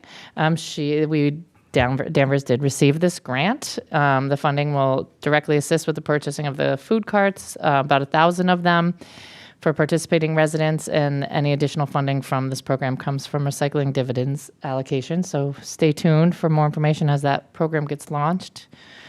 And then I feel like we always do a list of how many events. So I wanted to start with, if you haven't seen the Senior Center list of events for December, you should check it out. It is incredible. If I put them all on here, we'd be here all night. I think it's 3 pages long. But I do hope everyone will join us at the Christmas tree lighting on Saturday, December 6th. The town and Falcon Fest are again partnering in the time-honored tradition. Join us downtown for music, caroling, snacks, children's activities. It starts at 4, and Santa will be lighting the tree at 5:45. The Polar Hayride Express at Endicott Park on Sunday, December 7th from 9 a.m. to noon. Select Board Holiday Party is at the Berry Tavern on December 9th from 5 to 7. I didn't see it on here, but there's also something for the candy. I'm looking at the Mackenzie family, the candy cane, the flashlight candy cane search at Endicott Park, which I don't know what it is, but it sounds amazing. And I think it's coming up Friday, December 12th. So all of that is on the Endicott Park page. And lastly, the Danvers Police Department invite you to the 3rd annual Cookies with the Cops event on Thursday, December 11th. It's in the Danvers High School atrium, anytime between 4 and 6 p.m. Cookie decorating, Christmas cards, photos with Santa, and more. So lots going on. And the menorah lighting, I believe, is December 15th downtown as well. So please join us. There are lots of activities going on this winter. Excellent. Thank you, Jill. You all right? Okay. The board will consider consent calendar items for 2025 and for 2026 as they appear below. Question, board members? I move we accept the consent calendar as presented. Do I have a second? Second. All in favor? Aye. Opposed? Correspondence, select board new business, previous new business, updates, and select board closing comments. Dee, do you want to start? Sure. Thank you. I mentioned it before at the beginning of the meeting when Chris was here. I attended the River Committee on 11/20th. Great meeting. Lot of volunteers really working behind the scene to make sure our waterfront is stays great. I also attended the DHS open house at Danvers High School. It was really amazing. The programs that are coming up to that school, someone can graduate from Danvers High School with some college classes if they want to. Still? Could I do it now? You can, you can. You don't even have to take AP classes to do that, and they have a lot of new AP programs. As a matter of fact, they do have programs at Denver High School now that none of the school in the North Shore do have. So they're working very hard into making our high school one of the top in the North Shore and in the state for that matter. DECA, music program, like you name it. So it was really nice to see the kids in action. And that night, it was incredible because every single teacher was in the building. And this went to like 8:30, 9 p.m. And that's really out of their contract. Like, it just shows the level of care that they do have. Are we perfect? Absolutely not. We still have improvements to make, but I was really impressed by what I saw. I also attended the HRC meeting on 11/20, and also a great meeting. There was a presentation by the Food to Food Pantry at that meeting. And there also, I was really moved by what the town does. Some things that I did not know. Obviously, they've been there over 30 years. They started this year with 473 registered families. And as of 11/20, they had over 600 families that they're helping. Over 1,400 individuals that visited that center. More than 300 seniors. I mean, there were just some incredible numbers of what the Food to Food Pantry in Denver provides. Over 15,000 pounds of food per week that they give out. And they were very appreciative to all the volunteers. Some of those volunteers were also companies like Stop and Shop. Those were singled out, churches in the area. And they even give like toiletry now. They give diapers. And when they talk about homelessness, which is something that I'm ashamed that I didn't know was a problem in our town. And we always think of homelessness of people who live on the street. And they said, no, there are people in our town who go from store to a car. They sleep in the car. They go out. So it's just really something that we have to continue to pay attention to. And kudos to the Food to Food Pantry for really helping us care for our residents. And also they talk about you mentioned the menorah lighting on the 15th. And I would just say the people that are serving in this committee, there may be, they're just really dedicated residents who care about our town, and they just want to find ways to make sure that homeless, homeowner, renters, you name it, feel like they belong. Anyone who wants to call Danvers home should feel that they have a place, and it was really nice to see. Thank you. Excellent, thank you. Gardner? As I said, I hadn't gotten any correspondence as of a couple of days ago, but my email was on fritz, so I don't know if I got anything more. Earlier, the town manager reported on snow, and I just want to offer a cautionary tale. None of you were on the board at the time. Kathy will remember, however.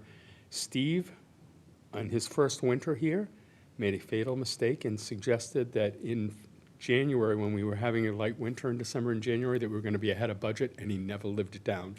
Don't ever prophesize that you're going to have a light winter. He never lived it down. So be optimistic, but keep that optimism. I'll keep it to myself. Yeah. So other than that, And at the end, if you'd like me to do Dan's part about the veterans, I'll be happy to. Okay, thank you. Mike? Yes, just a couple things. I'm always amazed at the people that are part of the Rail Trail Committee, the Endicott Park Committee, and the amount of money that is raised is crazy. I think you guys do an excellent job, and everybody that participates is awesome. Because those are great things about town, with people that really enjoy it. I got invited to, and I was able to attend a safety meeting at the Beverly Airport, and so our new seat, Todd Deinstart, we lucked out. He's very smart. He's a pilot. He ran a safety meeting that he put together, and I just thought he did a great job. So that, along with our committee, will get going next year, this coming year, with our Danvers board that will support them. I think whatever can be tuned up that makes it better for us in Danvers, we'll get there with the airport. I know it's a big concern for a lot of people. If Tony was here, he'd be yelling at me right now, but I hear him now still. But I think that whatever is possible, we'll be able to get done. So I feel positive about that. That's it. Thank you. Excellent. I just want to say thank you for everybody that came. A little bit of a late night. As you can see, the board is really trying for the residents. We can't make a bunch of promises, but we do work hard for you. We enjoy what we do. We want transparency. We want the best for our town. As Dee said, Danvers is a welcoming community for everybody. We have a great town manager. She's doing a great job. We also have a great clerk. Thank you. She keeps us in line, makes copies for me when I lose my copies. Other than that, Danvers Cares is always available. I will say Danvers High School, Dan Bauer and his team is doing an outstanding job. I did hear how they're working towards associate degrees, some credits. It doesn't have to be those AP courses, Mike, but they're doing a really good job. And thank you, and please come to our next meeting. And if you see Yvette, thank Yvette. Yep, and Dee wants to say one more Well, thing. no, I just forgot to say that Danvers lost their Thanksgiving football game to Gloucester. Gloucester. I know, we didn't want to say that. She thought she would escape that, Yeah, they and I did. saw someone who had a T-shirt with Danvers versus Gloucester. on I it, know. so- I bought one of those sweatshirts from the Boosters for the rest of my career here, so. Congratulations to Gloucester, and good It was try, a good Danvers. game. Yeah, it was a good game. Thank you. It was a beautiful day. Yeah, it was. Thank you very much. And Gardner, did you say? I said that, sorry, on behalf of Dan, I'll express if you see Yvette, thank Yvette. Yep. Thank you very Thank much. you. Good night, Danvers. Thank you. Sorry.